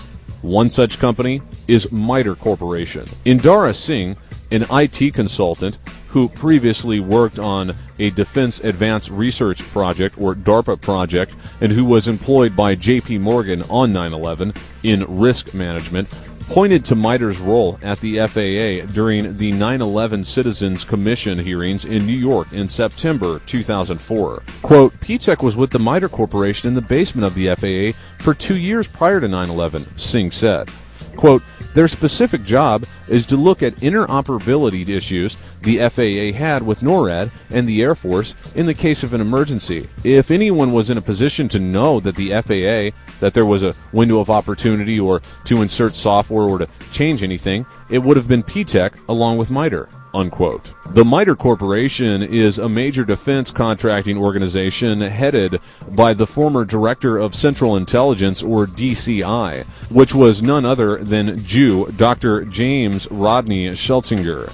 Schlesinger, who was reportedly made DCI at the request of Henry Kissinger in 1973, later served as Secretary of Defense. Schlesinger, a former Director of Strategic Studies at the RAND Corporation, was described in a 1973 biography as a devout Lutheran, although he was born in New York in 1929 to immigrant Jewish parents from Austria and Russia. Schlesinger earned 3 degrees from Harvard University. Schlesinger's father, an accountant, founded the accounting firm Schlesinger and Haas, and was a trustee and chairman of the budget of the Stephen Wise Free Synagogue. His father was also a member of the New York State Grand Lodge of Masons.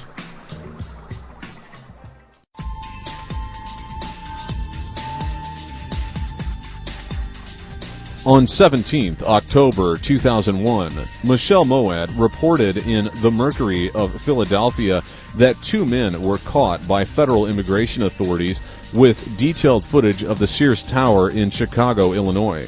The authorities described them as Middle Eastern men. Police arrived on the scene due to a call from Pizzeria Uno, a restaurant whose manager reported that the men had a tractor trailer and were dumping something described as a pile of furniture at the rear of the pizzeria. Of the 2 men, one identified himself as Moshe Almakias, age 30. This person fled the scene, according to police.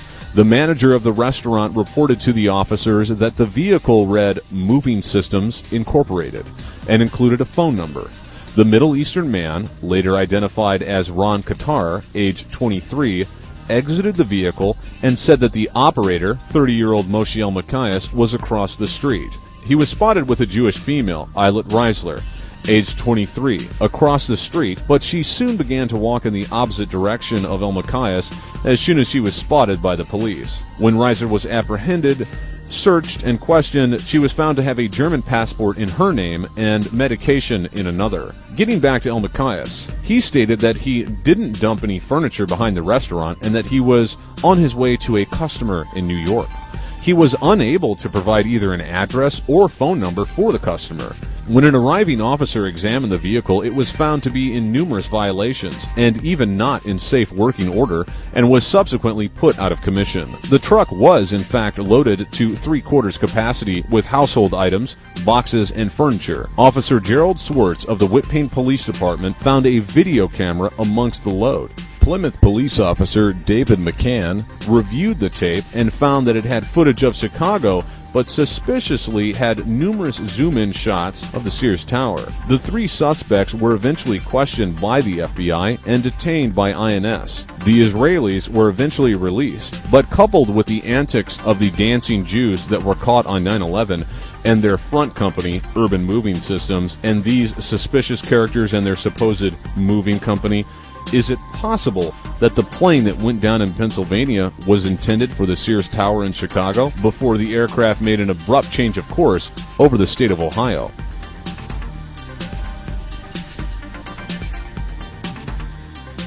Israeli Mossad terrorist operations extend to numerous countries.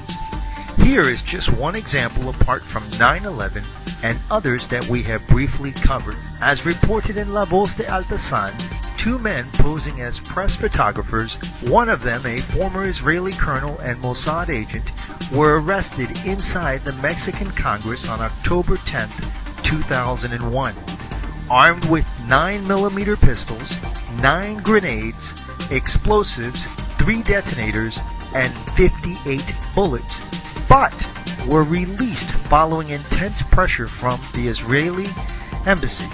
The report stated, "We believe that the 2 Zionist terrorists were going to blow up the Mexican Congress.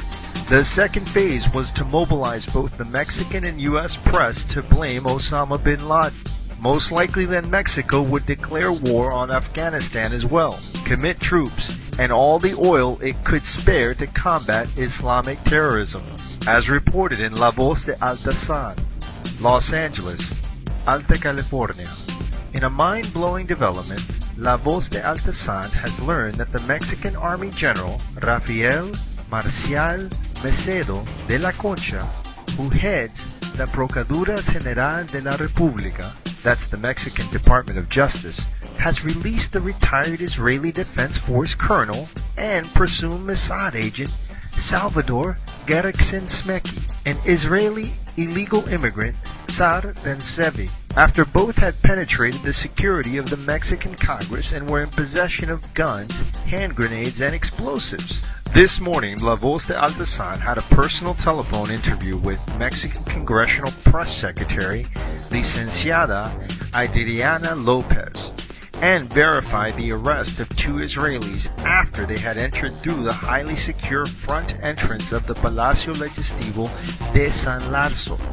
She stated to La Voz de Altasan that the 2 terrorists had taken advantage of the situation that had occurred about 1700 hours of Wednesday, October 10th, when a large contingent of sugar industry unionists were entering through the metal detectors. The 2 Israelis followed about 50 of the unionists to the office of the President of Mexican Congress, Beatriz Paredes. The 2 Israelis were first pretending to be press photographers, but called attention to the sugar unionists because of their nervous and out-of-ordinary behavior. About 10 of the unionists confronted them and observed that they were carrying guns and what looked to them to be explosives. They held the 2 Israelis until official congressional security personnel took them into custody. The head of congressional security, Salvador Alarc, verified that the Israelis had in their possession 9 grenades, sticks of dynamite, detonators, wiring, and 2mm Glock automatics. Mexican Congressional Press Secretary Licenciada Adriana Lopez informed La Voz de Altasan in the telephone interview that congressional security then turned the terrorists Salvador Gershon Smeki, age 34, and Sar Ben-Zevi, age 27, to the Procuraduras General de la República, Mexican Department of Justice, which is headed by Mexican Army General Rafael Marcial Mesado de la Concha. Initial reports by the Procuraduría General de la República, PGR, were that both Israelis worked for a private security agency and that they both had gun permits. It turned out that there was no connection to either suspect to any private security agency. The PGR has released the retired Israeli IDF colonel with the official explanation that he had a legal permit to carry a gun. They also released the illegal Israeli immigrant on about $4,000 bail and had the case turned over to the Mexican immigration authorities. Mexican Congressional Press Secretary, Licenciada Adriana Lopez, was surprised to hear from La Voz de Altazan of the release of the two Israelis. La Voz de Altazan has also learned that the Israeli embassy used heavy-handed measures to have the two Israelis released.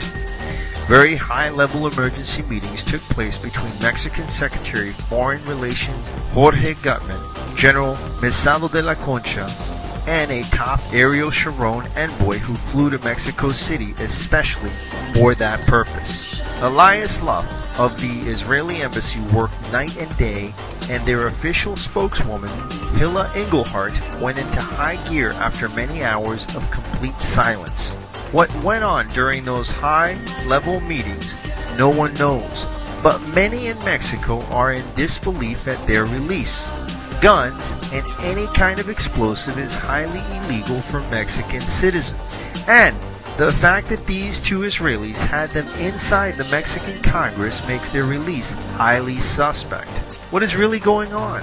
Jorge Gutman, the Mexican Foreign Secretary, has very strong Zionist connections and himself is of the Jewish descent. Mexican Army General Mesado de la Concha has strong connections to the U.S. military-industrial complex and through this to the Israeli Defense Forces. Have any of these connections influenced the decisions to release the two Zionists? Former Italian President Francisco Cossega, who revealed the existence of Operation Gladio, told Italy's oldest and most widely read newspaper that the 9/11 terrorist attacks were run by the Mossad, and that this was common knowledge among global intelligence agencies. In what translates awkwardly into English, Cossega told the newspaper Corriere della Sera, all the intelligence services of America and Europe know well that the disastrous attack has been planned and realized from the Mossad with the aid of the Zionist world in order to put into accusation the Arabic countries and in order to induce the Western powers to take part in Iraq and Afghanistan, unquote.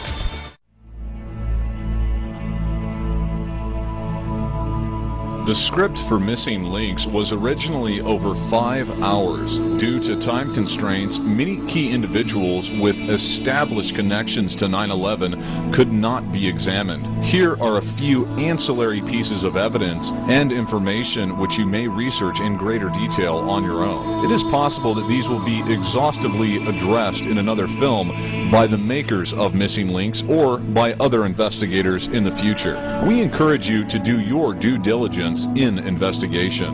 Jack Abramoff. He entertained the supposed lead hijacker Mohammed Atta aboard his yacht. Keep in mind that the argument of this video is that personalities such as Atta were only used as misdirection.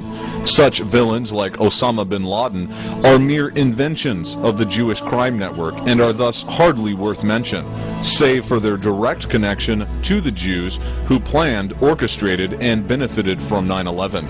Iser Harel, a Polish Khazar Jew who founded Israel's Mossad. He ran Mossad from 1947 to 1963. He was director of Shin Bet from 1948 to 1952 and Haganah.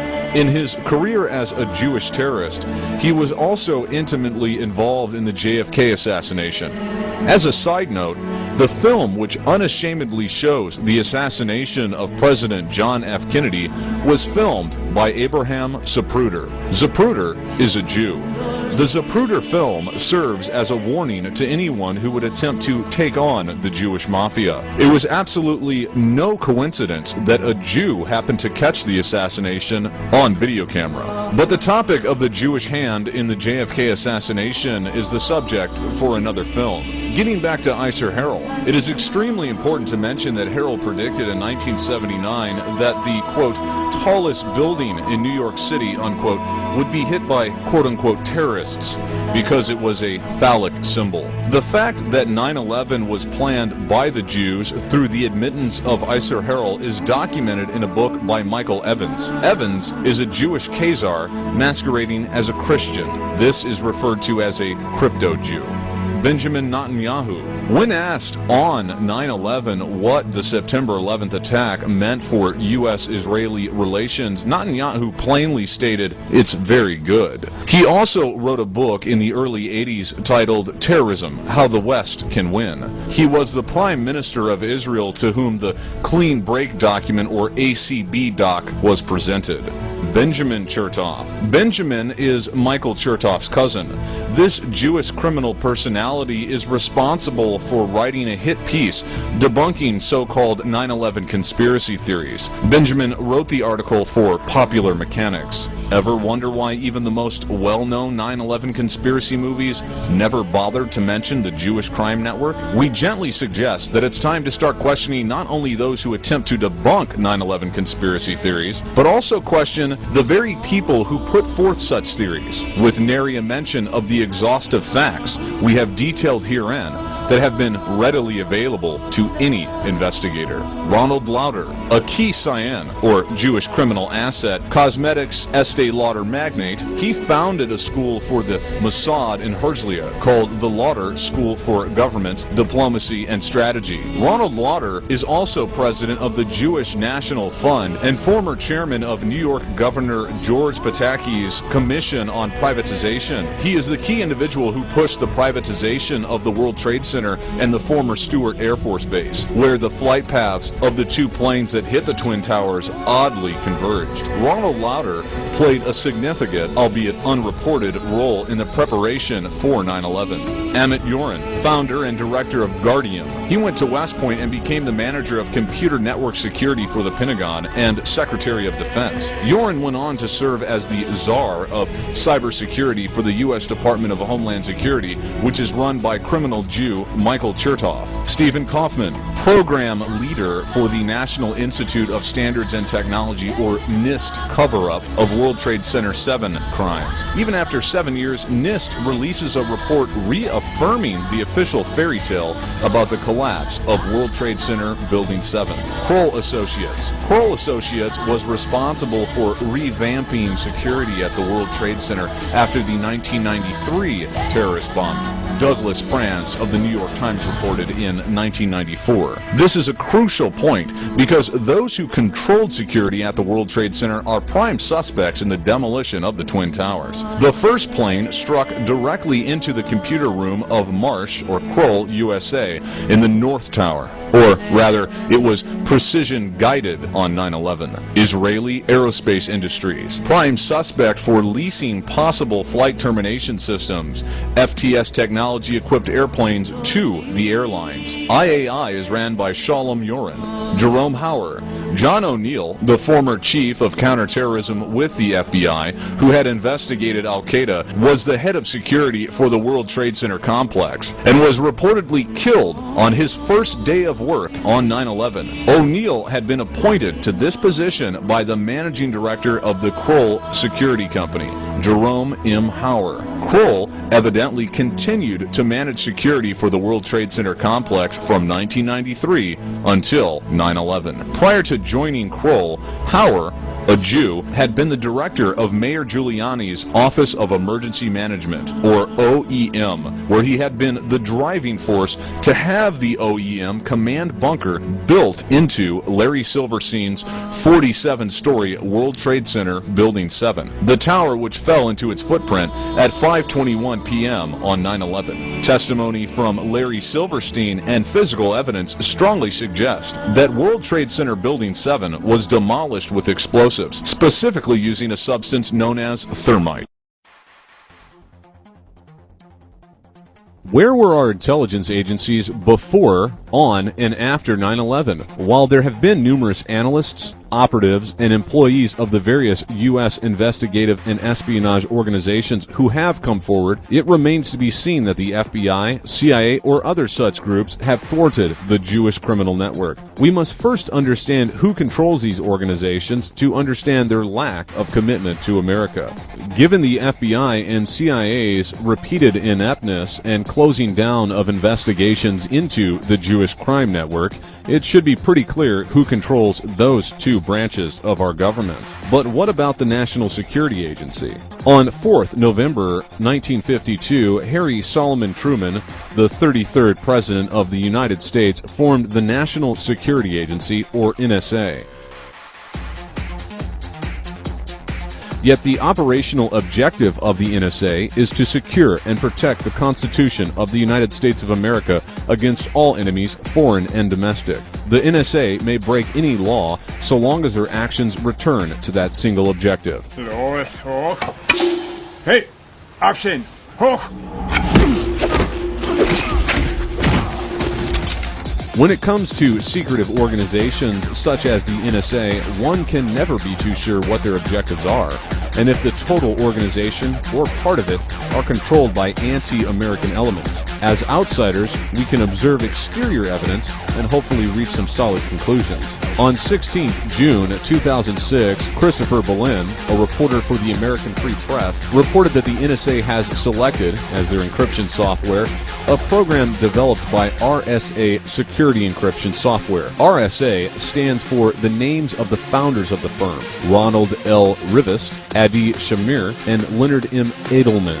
Adi Shamir, the lead theoretician, is an Israeli citizen and a professor at the Weizmann Institute, a scientific institution tied to the Israeli defense establishment. On 3rd August 2006, as reported at Salon.com by Sidney Blumenthal, the NSA was apparently sharing signal intelligence to Israel to monitor whether Syria and Iran were supplying new armaments to Hezbollah, as it was firing hundreds of missiles into northern Israel. On 2nd February 2007, the ACLU added a video to their YouTube account which shows American Civil Liberties Union members attacking the NSA for domestic spying.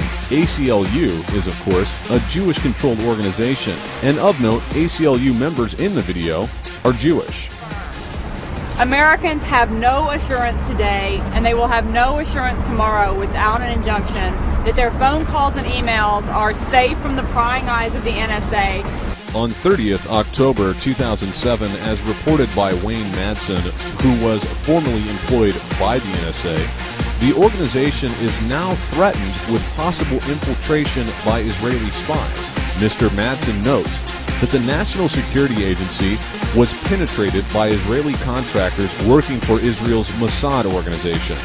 This was done via programs initiated by the Reagan administration, which sought to involve Israel in NSA-related signals intelligence activities, Dindy and Pyrex. Madsen asserts that the NSA has always harbored skepticism about Israel, quoting him that due to, quote, the Israeli attack on the NSA signals intelligence ship, the USS Liberty, in 1967, it was an attack that is now considered by a majority of historians and intelligence experts to have been a deliberate attack aimed at blindsiding U.S. intelligence from war crimes being carried out by Israel in the Sinai Desert during the 1967 Arab-Israeli War, unquote.